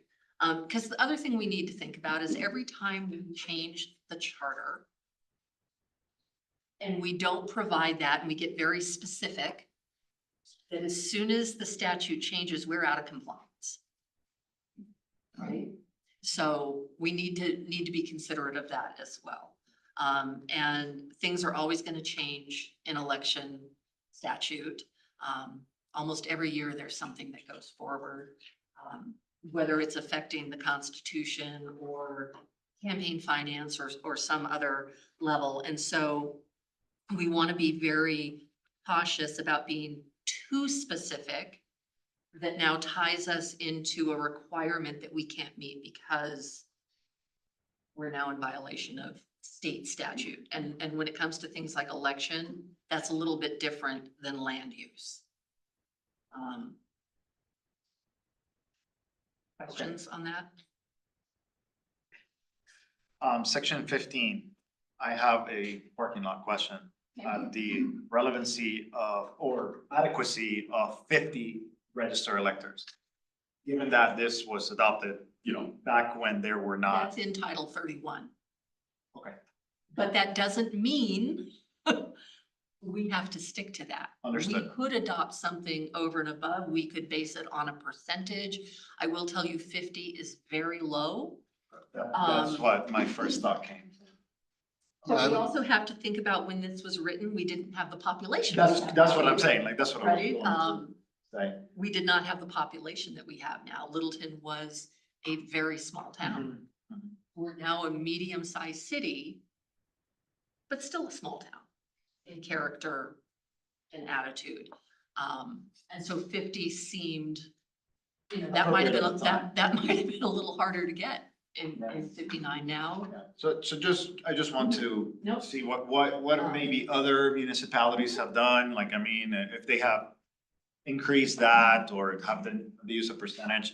I just thought, man, 50 is quite low for 45,000, well, 33,000 33,000 registered registered electors. I'm like, maybe a few more, 100, I don't Well, know. and our numbers have gone up, so. I have a question for you. Yes. So do you think it should be more? I just think that we should look at what other municipalities have done. I'll give you a piece of information. I ran for the RTD board. Uh-huh, Just under 200,000 people in each district, 15 districts, 3 million people in the whole district. Required 250 to be certified right. by the Secretary of State. Right. I'm just using that as an example. That's good. That's good But too. that's roughly total population, not registered electors, roughly 1/4. 250. And that takes some time. And there's a question that would, I'll add to the question out there, which is, might we want to tier the requirements for at-large versus district? Okay. Good question. Does everyone understand what that would mean? Yeah. Four times the population roughly. Right. Yeah, because in a district, that's actually. And because we just went through redistricting, our districts are relatively evil. Elections.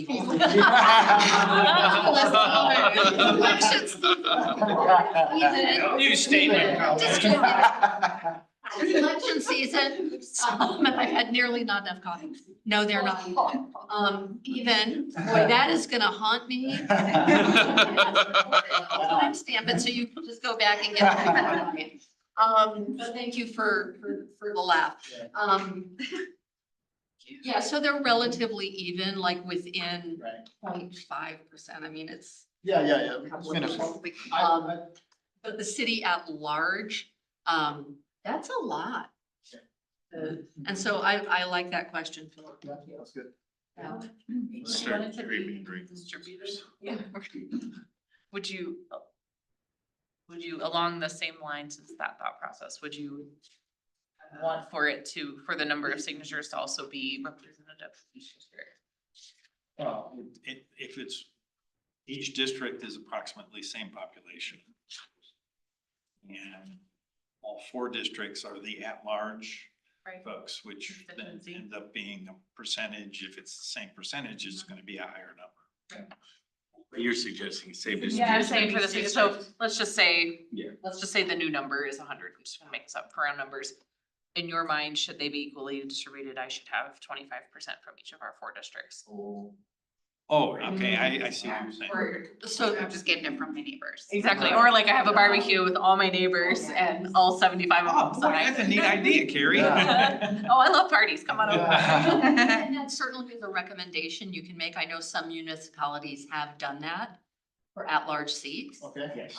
Just to show that those at-large candidates are, are representing the city at large. Mhm. You know, they're not going to an event and getting signatures and, or walking around their neighbors or their in-laws neighborhood, right? Like where it might be one end or the other.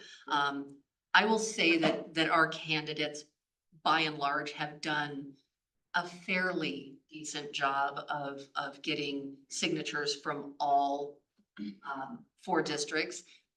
Maybe not in the concentration that we would like to see. But I don't know that I've ever seen one that has only gone to one district. Yeah, yeah, so I think that they do try. But certainly something, Yeah. I was curious To have in your vision, how that would shake out. That was kind of underneath my thought. Yeah, sure. Okay. Lower altitude. I was leaving it as Three of other jurisdictions, where there are at-large members that have something not different. off the top of my head, but I know I have seen it, and so that's some of the research I'm gonna do and. Thank you. And That's kind all I of, want. nope, it's in the parking lot, and that's information I'll get for you. The only other thing that I would note is it would be more consistent with the rest of our charter because recalls are based on a percentage of voters and referendum initiatives, those are based on a percentage of voters. So again, it would be consistent to say a percent, I mean, maybe, and maybe the percentage is 0.1%, I don't know, but. Or maybe one district can't exceed 40% or something.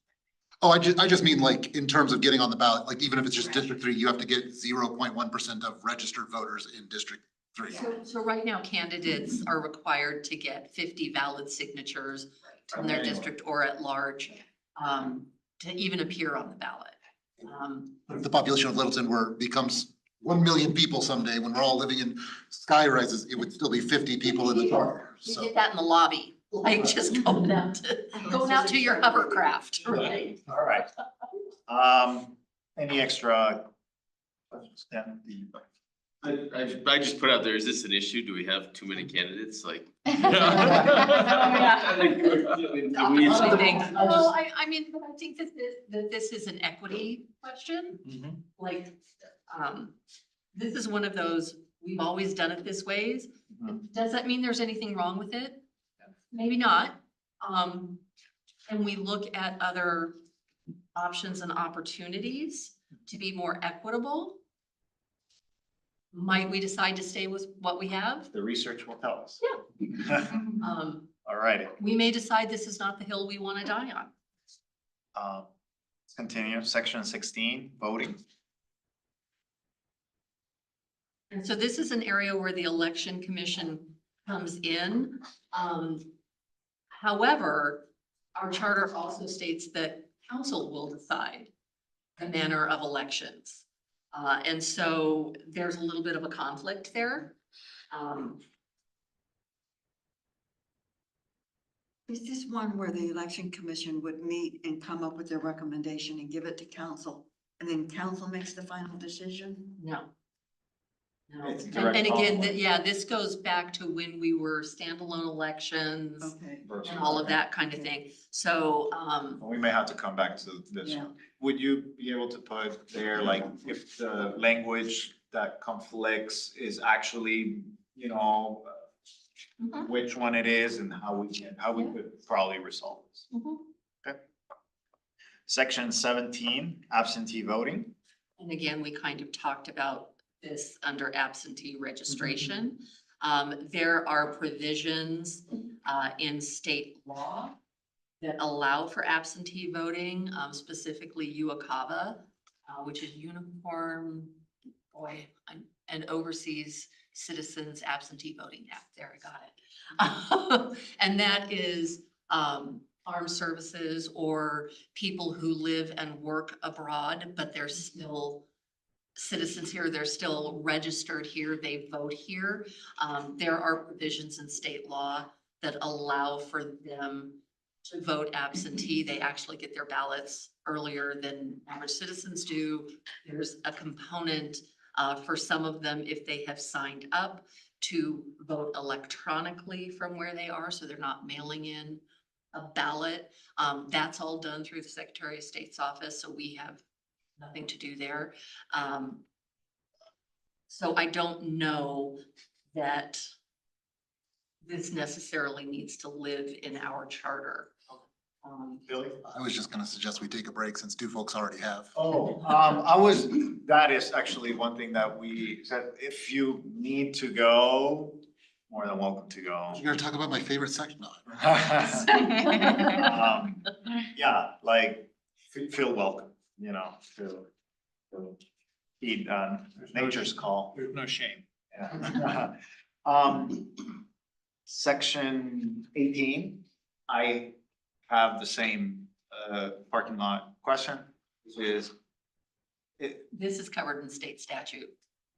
state. Electioneering is covered in statute. Okay, sounds good. So that would be much harder, I would assume, to go above. And in statute, there are,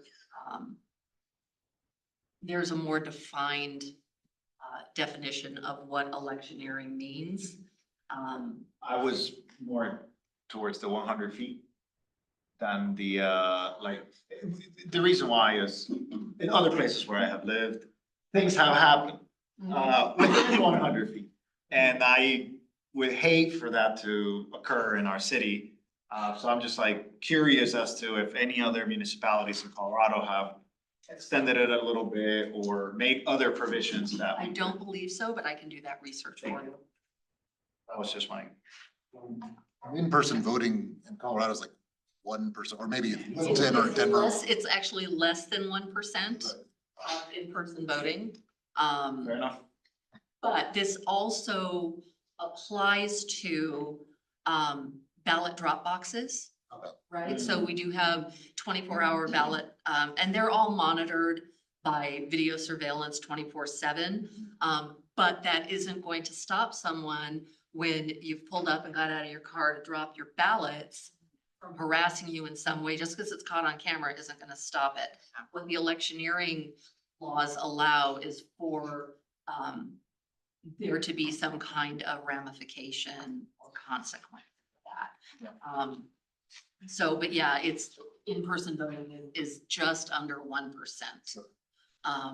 And some people still like to go into the ballot and that's great. I mean, that's how I voted for the first time 30 years ago.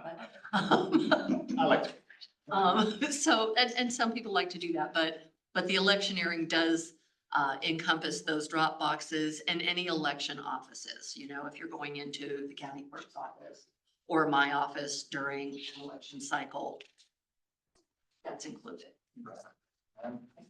Colleen, in this section, this is a parking lot question of sorts. 19. This, well. We're still on 18.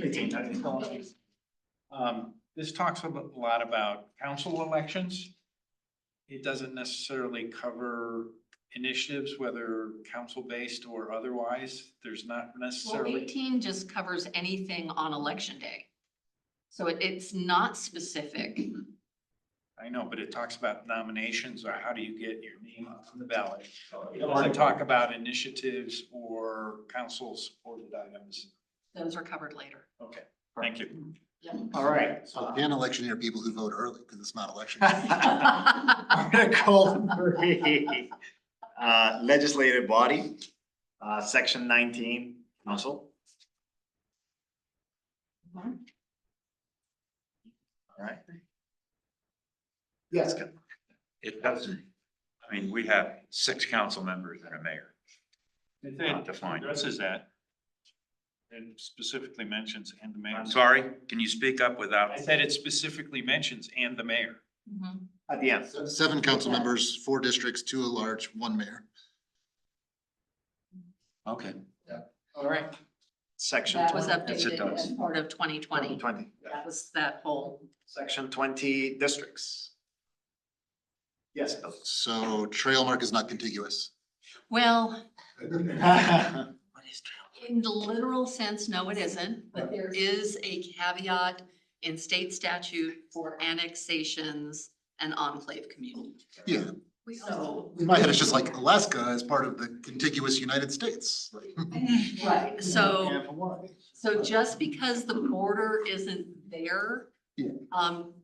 it is, when it comes to elections, contiguous is interpreted as its Adjacent. nearest border to our nearest border, Okay. because they were annexed through the annexation. Sure, sure.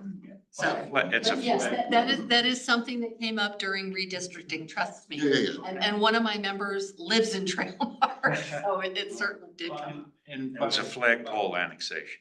it was a flagpole, and what you have to realize is the state park, for purposes of contiguous, We're annexing that next. for purposes of contiguous by state law, the state park is part of Littleton's boundary in this instance. Okay. Yeah, All right. one of those nuances. And I know Reed was gonna speak up to that, that's why I just stepped in. Section. So- Section. Sorry, Yes, Bill. two other quick things. So, it says approximately the same population. I mean, I don't know what the legal definition of population is. Like, do we need to, I don't know if we need to put in a number like, somebody could say, oh, plus or minus 10% is approximate. So I mean, I know again- you just said it was like 0.5%. So, and again, there is a accepted definition of Okay. approximate. That is kind of globally applied through redistricting, whether it's at the municipal level, county level, the state level, or the federal level. The other thing that I noticed was redistricting has to be completed 3 months before the general election, and that seems, Of which it is to become effective. Because that allows sufficient time to notify the county or counties of any new lines that have been drawn. In present day, it's giving them a new shape file from GIS to upload, that then gets uploaded to the Secretary of State's database. So they have it at the county level as well as the state level. And that gives enough time for ballots to be mailed appropriately to people who have been redistricted. It also gives enough time for us as a municipality to notify people who will be impacted. so if the election is November 4th, as of August 3rd, we might not know where the districts are? If That's you don't. 3 months in one day. If you don't by then they can't take effect at that election. They would have to take effect at the next. Right, but my point is like, so let's say, I don't know, July 31st, 3 months and 5 days or whatever. So we don't know what the districts are. Like, what if I mean, we have candidates who might be living on the edge of a district. Like, you have to file your paperwork to run. So there are caveats in statute for that as well. Right. Because of the timelines for candidacy. And we can talk about that one a little bit later, but there are caveats for that as well. Because we also, and we're less concerned about people who may be running. We're more concerned about people who are sitting on the dais, Sure. who may get redistricted. Right, yeah, if you live one block inside your district. And there's a caveat that covers that, and I can give you the verbiage for that. Good point. So when we just redistricted, how much ahead of the next election did it occur, just roughly? So we actually were fortunate to finish a little bit early. And that included public comment opportunities. We had maps hung at the museum and the library and in this building, and gave people an opportunity to vote on which ones they liked the best and, you know, where they wanted to see themselves. I'd have to go back and look at those dates, but it did give us more than the required time, because we were able to. Significant. Yeah, we were able to send out letters to everyone who would be impacted, saying, you know, your former district was 2, you're now in 1. I just wondered. Now in 3. That being said, we still had a couple of issues with districts kind of at the south end of the city, because those shape files, while they got uploaded to the county, not all of them went to the SOS. So some District 3 people got District 4 ballots, and it was less than 50, and we were able to work with the county and get those fixed really quickly. Even though during that election, we had 2 seats that were not contested, Districts 2 and 4, so the impact was minimal.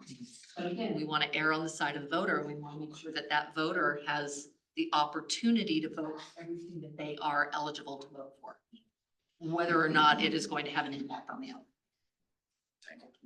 All right, section 21, salaries. It's very succinct, and I think what they did last time was actually good. It's fair table. Yeah. All right, section 22, terms. This is an example where our proposal was made but not adopted. Yeah, and so one of the things that we may want to look at is striking that 8 PM on the second Tuesday following the election. Because that's always going to be a regular meeting night for council. And what that 8 PM does is it either causes us to have to stretch out the beginning part of the meeting because we don't have a lot of old business, or it forces us to speed through old business so that the seated council can finish the business they started with. And so one of the recommendations on this section would be to strike that 8 PM and maybe put in some verbiage, as soon as old business is concluded, they would be seated. That way, the sitting council would have time to get through any business that is carried over, any ordinances on second reading and public hearing, because we never know how much public hearing we're gonna get. We don't know. I can tell you, January 7th, we did not anticipate almost 400 people in that room, this room, and in the hallway. We knew we'd have a lot, and so we had staff ready, but we did not anticipate that. Hopefully, we wouldn't have anything that potentially controversial on an agenda on the night that we're turning council, but that timeframe, and I couldn't even speak to what the rationale was when they put that time in there. I have no clue. That's fine. So. That's when I ran the meetings, that's why. All righty. Also, it's less awkward because that was the night that we also. Well, yeah, now we do mayor pro tem only on that night. We don't do. So it's a. Still on 22, Yes. on that first page. It says the election, when the mayor is elected, a total of 4 council members shall be elected. So if you think about this year, we have 2 at large, so we have the mayoral seat, we have an at-large seat, we have District 1, we have District 3. Right. In our next election, we'll have 3 seats because we'll have 1 at large and Districts 2 and 4. And that's how it will roll out every other year. All it's saying is, we have 7 members, so every 2 years we elect 4, and then 2 years we elect 3. Thank you. It's just clarification that when the mayor is on the ballot, we're electing 4, But he's not a council member, he's the mayor. but he's still a council member. Okay, that's why you've interpreted. He's Okay. still a council All member. right, that's fine. Right. Section 23, qualifications of council members. Any questions on that? Any questions on why it says qualified elector versus registered elector? Like you have a story. So, true story, I have had people call and say, we've lived in the city for 3 years, but we only recently updated our voter registration. And so they don't meet that 1-year requirement of being a registered elector. They're still a qualified elector. Anyone who is qualified to register to vote in a specific election or municipality is a qualified elector. And so that's the caveat there. You don't necessarily have to be registered. You do by the time the election rolls around, but you have to be a qualified elector.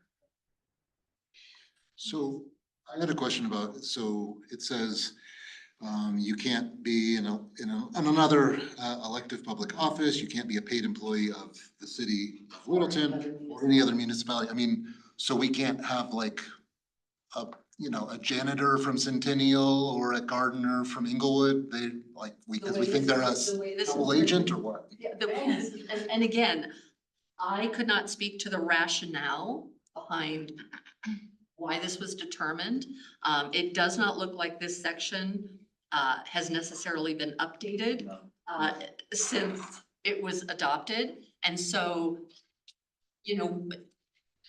we can make assumptions that because municipalities were smaller then, there could have been some conflicts of interest and things like that. McCarthyism. Right. I mean, he's thrown McCarthyism around. I will say that like in our professional association for city management, it's one of our ethical tenets that we can't hold an elected position anywhere. Yeah, I mean, I guess if there's like the city manager of an adjacent town and then we have negotiations and back and forth and got contracts with them, that makes sense, but Even an economic developer Yeah, would have conflicts of interest. Sure. or a attracting community businesses development or- director, a city clerk, I Yeah. mean. Yeah, but so could, the manager at Best Buy, I mean. Well, sure. That's fair. That's fair. I mean, again, it just struck me as overly broad. Obviously do allow folks to still serve in our boards and commissions that work for cities, so chair of PC works for county and another PC member who works for the city of Denver. Right. But they recently chose not to appoint someone who works for another city and use that as a reason. They didn't, it is, when they were debating this, we'd rather have someone that doesn't work for a city. Well, to flip it though, so how many employees do we have? 350, give or take. So they couldn't serve in their, and how many of them live here, to your knowledge, in Littleton? Probably less than 100. So to flip it, they also couldn't serve where they live. Correct, I could not run for city council in Lakewood. Well, our charter just applies to that, right? Right, so I don't know what Lakewood said. Yeah. But like- If Lakewood had similar. Yeah. All right. Well, I have one other question, so, Yeah. you're not eligible to the office of council member if you're, I guess we kind of touched on it earlier with the redistricting, so like, if someone gets elected in 29 or 31 or whatever, and then we do redistricting with around the 2030 census, what happens if you live one block inside and then you get redistricted? I mean, you lose office the day the redistricting goes into There are effect? caveats for that, and I'll get that information for you, based on the other section. We would redistrict around for a sitting. Yeah, but then, well, then the maps are kind of weird for 10 years because of one little, Yeah. I mean, for one block, it probably doesn't matter. Righty. Section 24, presiding officer. And so this section was updated in 2020 based on the election agreement to a direct elect mayor. Yes, Carol. I do have a concern. The second paragraph, it talks about if a city council member wants to run for mayor, that they have to step down. And the way I'm interpreting this, they let you know that they want to run. They get to hold their seat until the election. Correct. But if they lose the election, they lose the seat. And I think there's a little, to me, we've had council members and recent but it's happened before the recent, where we have council members that will run for higher office and they don't have to vacate their position in order to run. Well, but there's a reason for that. Because, and Reed, you can correct me if I'm wrong on why this was put in here. This really has to do with timing and having a vacancy on council. So, Yeah, I mean, the rationale behind it was, having a representative council at any given moment as opposed to having one appointed for a period of a year or 2 years. I don't have so if they Makes won their sense. seat, if they won. Yeah, I understand The that. same To thing would me- apply in her It situation. would be less, To me, it discriminates against whoever it is that's running at the same time that the mayoral elections are running. They're the only 2 or 3 people in the entire city that are not allowed to run without losing their seat. And there's something to me that seems out of whack when we could have council members go ahead and run for higher office and leave us with a vacancy without any consequence. So Well, I just see I'm, it as it being unequal. and we can certainly discuss that as. we And get- I have looked at 5 other city charters. That piece is not in any other charter that I've looked at. Right. So I think it's worth looking at. This was also, well, the language for mayor was amended for 2020, right? Okay, so that was the amendment. Yes, Ken? I'm gonna agree with you. I have some major stuff, but we don't have time. It would take a half hour for me to discuss this. And I've got it. I'll get some, I'll email to you what it is, Mhm. that it's much along the line you're talking. So I had a tangential question, which is, so this is if a district council member, or I guess an at-large member wants to run for mayor. But what happens if a district council member wants to run for at-large? I mean, do you not treat that the same way? I think that. Or would there be no reason for them to ever do that? Yeah, why? You could, in theory, run for, I guess, 6 or get elected twice and serve for 6 years You'd still be term limited as a council member. at 12.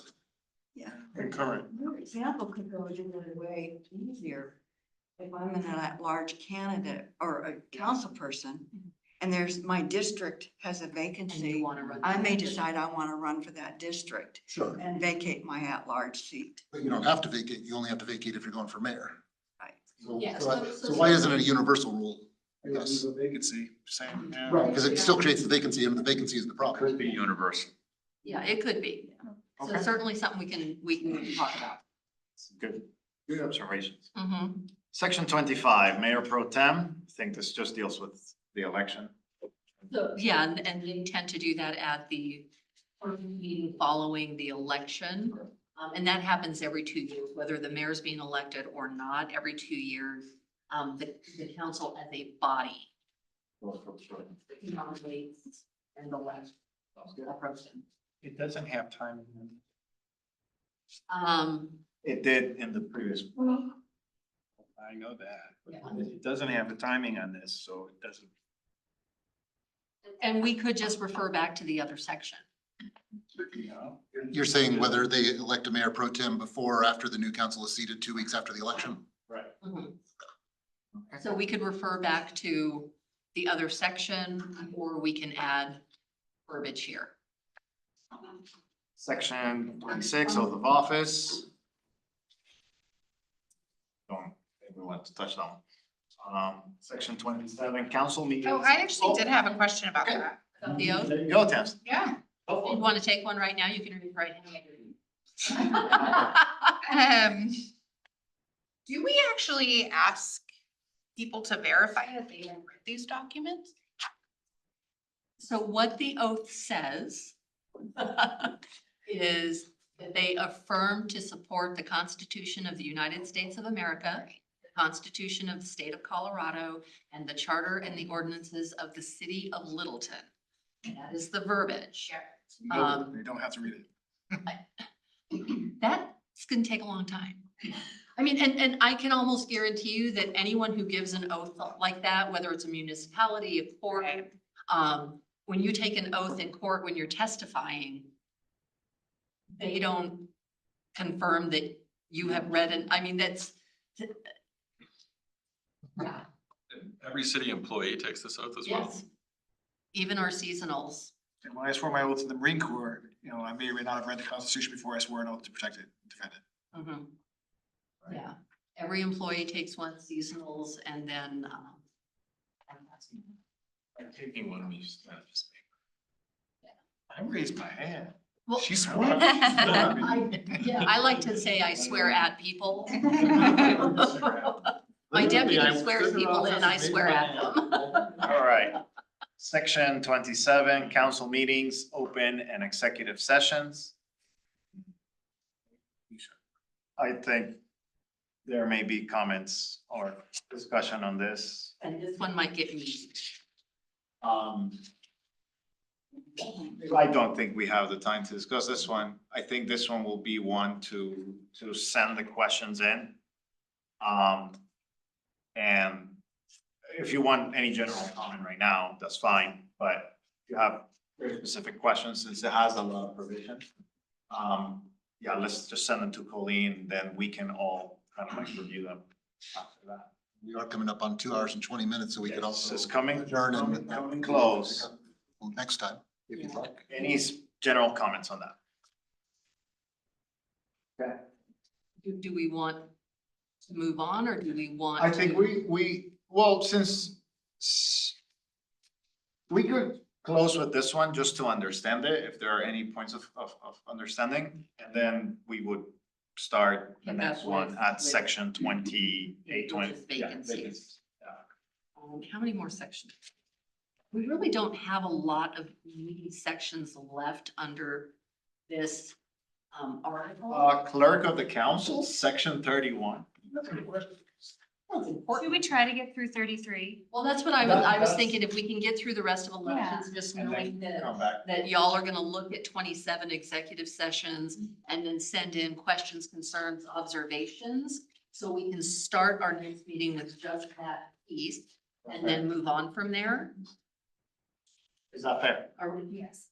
Okay, consensus? Okay, Section Yeah, I would 28, go with vacancies. vacancies. 27 changed. And so this speaks to how vacancies on council are filled. Should a seat become vacant, either someone is elected to a higher office, which we had happen with our council earlier this year. We may have a resignation due to circumstances that have someone moving out of their district or out of the city entirely. Or health reasons. And yeah, health reasons happen, or just, this is not what I signed up for. I'm gonna get my joy back. And that has happened as well. Not something to be taken lightly. And so this just speaks to how those vacancies are filled outside of an election. Like, we're not gonna hold a special election to elect someone to that seat. We have to go through a process to advertise, interview, appoint, and then onboard for the remainder of that term. Questions? This doesn't cover, or there used to be this provision that if after 60 days, there would be an appointment normally, the county could step in and actually appoint. This doesn't mention that time frame or anything. Why would we want the county to appoint someone to a municipal I board? don't know why that was there. It's not now. And let's not put it back. No, I don't want to. It was my note. Section, Any questions, comments on 28 on vacancies, how that's done? Have we ever had 3 or more vacancies simultaneously? Not in my tenure.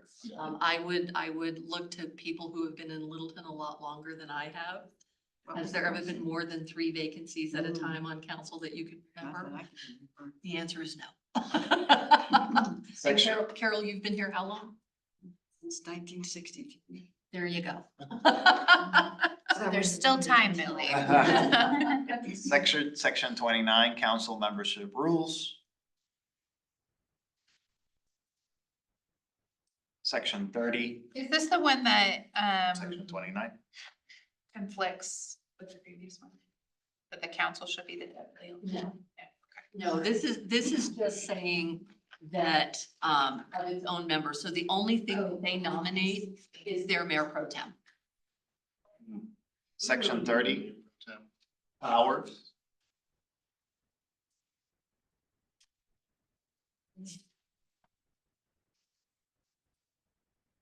Section 31, clerk of the council. And so in our municipality, I'm an appointed clerk. I'm not an elected clerk. Some municipalities do have the clerk as an elected position. Let's do that. Let's consider Right after the city attorney. Yeah, I'm getting old, so retirement sounds it. good. I'll vote for you. And there are pros and cons. Generally, appointed clerks tend to have a longer tenure. Elected clerks, Not sure. well, and you, there is a lot of knowledge that you gain as a clerk over the years. And when you're elected and you have a shorter term, you know, still an option. Just put it out there. Are there any limits, like once you're appointed and approved by council? Is that just no limits, like you could be here until you decide to leave? No, so. And I don't know how much we want to get into this, but, all members of the leadership team, and the clerk is considered a member of the leadership team as a department director. We enter into our employment by agreement, and there are caveats in that agreement. We all are basically at-will employees. So if I am derelict in my duties, if, you know, council just decides they don't like me anymore, they don't want to work with me, we get a new council, they might decide I'm too outspoken or whatever, because God knows I got no filter, and when I do put one in, there's subtitles all over my face, so, you don't have to know that. It's not like a tenured position, right? Like, I'm not gonna get tenure because I've been here for a certain amount of time. I can still be dismissed at any time. So, and council has the ability to Council, just. no, council Council does cannot not. dismiss me. Oh, okay. No, no, Okay. they cannot dismiss me. They can direct the city manager or the deputy city manager. They can say we have concerns, but they can't say get rid of her. They can't say get rid of me either. Yeah, there would be They can say get rid of him. because he's directly, City manager can't get rid of me. yeah. Council can get rid of the judge, the city attorney, and the city manager. Those three, that's it. Those three, that's it. Other than that, they can certainly say to their direct appointee as the city manager, we are displeased. They can say, if you want to keep your job, you got to get rid of somebody. And say we're displeased and this is why. And then any number of things can happen from there. There can be a conversation. I can say, you know what? I'm out. I don't want to play anymore. Or they can ask me to tap out. I can be put on a performance plan. I mean, there's a lot of things. So even though I'm appointed, I am not above anything that is expected of any of us. Okay. Section 32, council not to interfere with administrative service. Mhm. I have a question, not as much on this section, but, it basically says council doesn't get involved in, administrative services, but that's only one section. There's also the municipal court. The and judicial. Services and the judicial side. And I don't think he wants the council to get involved with his staff either. So I think that we should consider this more globally to say, other than the direct reports, your hands off. Well, and again, I think we have to think about, when this was initially drafted. Right. And we probably did not have our own municipal court. We didn't have the city attorney. They were by contract. And so that's certainly something that we consider adding, language to. Carol, you had a Well, question? this is, Question, comment? not so much maybe goes in the charter, or maybe it does, I don't know. When you have things like this without a consequence, if we had a council person who was interfering, how does that play out? Yeah, that's the other question. Is there a penalty? No, there isn't. That's the problem. Okay. Reed, do you want to speak to that? Yeah, Phil and I kind of talked a little bit about this before. I mean, we talked about the idea of a public censure, if you will. I know that council has considered that over the years for various reasons.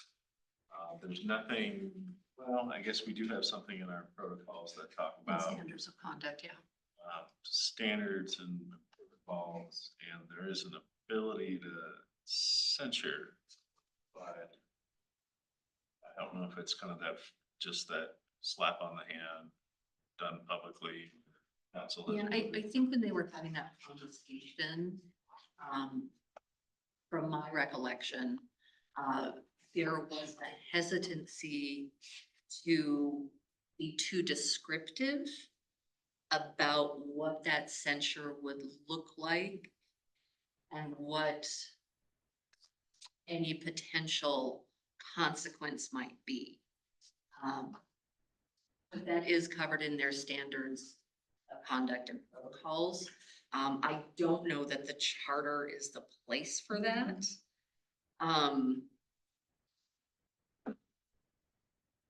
But certainly something to think about. Yeah, to me, it's very important. And I know that we've had council members that have stepped over this line. And, you know, maybe in addition to broadening this section to include kind of all of the arms of our government, right? The judicial and the other pieces of it, as well as the administrative, that there be some verbiage that might hint to a consequence without actually defining it, because then again, that would be done by policy. That would have to be done by adopting some kind of policy in the council itself. Unless it's in the charter.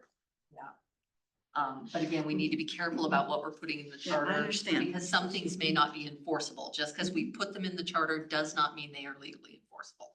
So Like, we could say, we want to put something in the charter that says every Tuesday night when council meets, the mayor has to wear a straw hat and everybody else has to wear pink shirts. And if we put it in the charter, are we going to enforce that? Is that legally enforceable? No.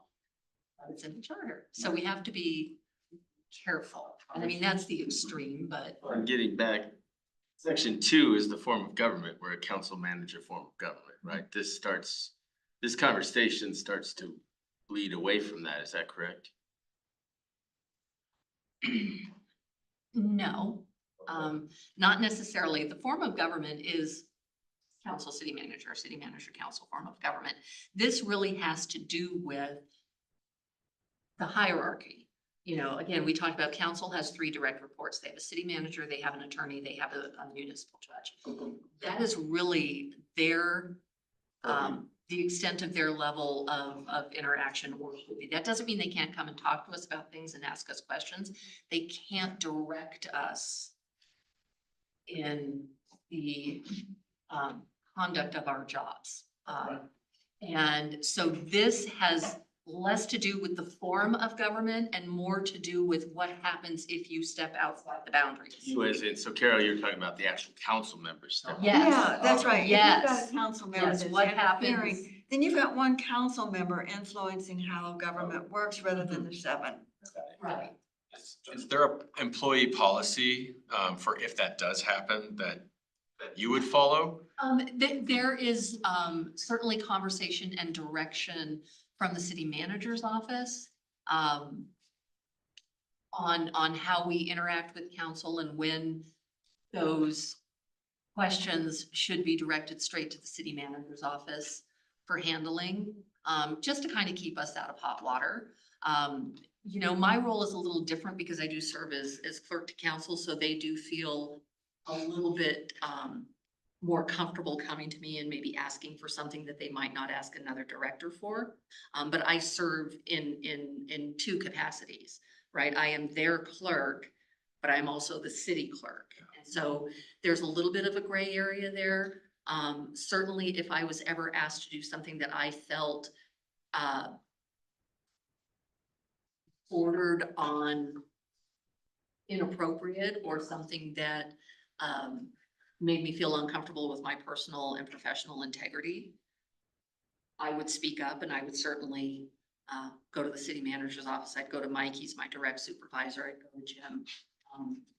Again, I don't have a problem I have a problem keeping my mouth shut. I don't have a problem voicing issues and concerns. I feel like a policy that's understood in all employees though, like if there's a janitor that one of the council members make and come to their house and clean, like, you know, like where does that? We would hope that's not happening. Yeah, but like, is there, It's We kind of- try, Yeah. But I think that this is something that we need to reiterate regularly, you know, help them understand. As, because it is, you do get to, we should be pleasant and courteous to each other. And because that courtesy extends, some council members will then start to develop a relationship with an employee. And then they'll start to ask them questions, try to gain information, which they should, but the city manager should be looped into that. So that shouldn't be outside the city manager. So anything, so to your point, can you come over and perform work on my property or personal, whatever, that would be, you know, horrible. And we'd like any employee to be aware that that's not acceptable. It's kind of, And there's other reasons for that. One is with the administrative services, there's the municipal court and there's the city attorney's office. The council member gets involved and thinks they can actually direct behavior, like telling a judge how to rule in a particular court case. Or they're asking a question or directing someone to do something outside of their job responsibilities.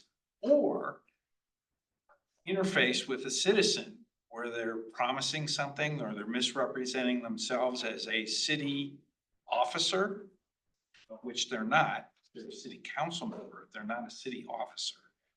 It can create liability on the part of the city.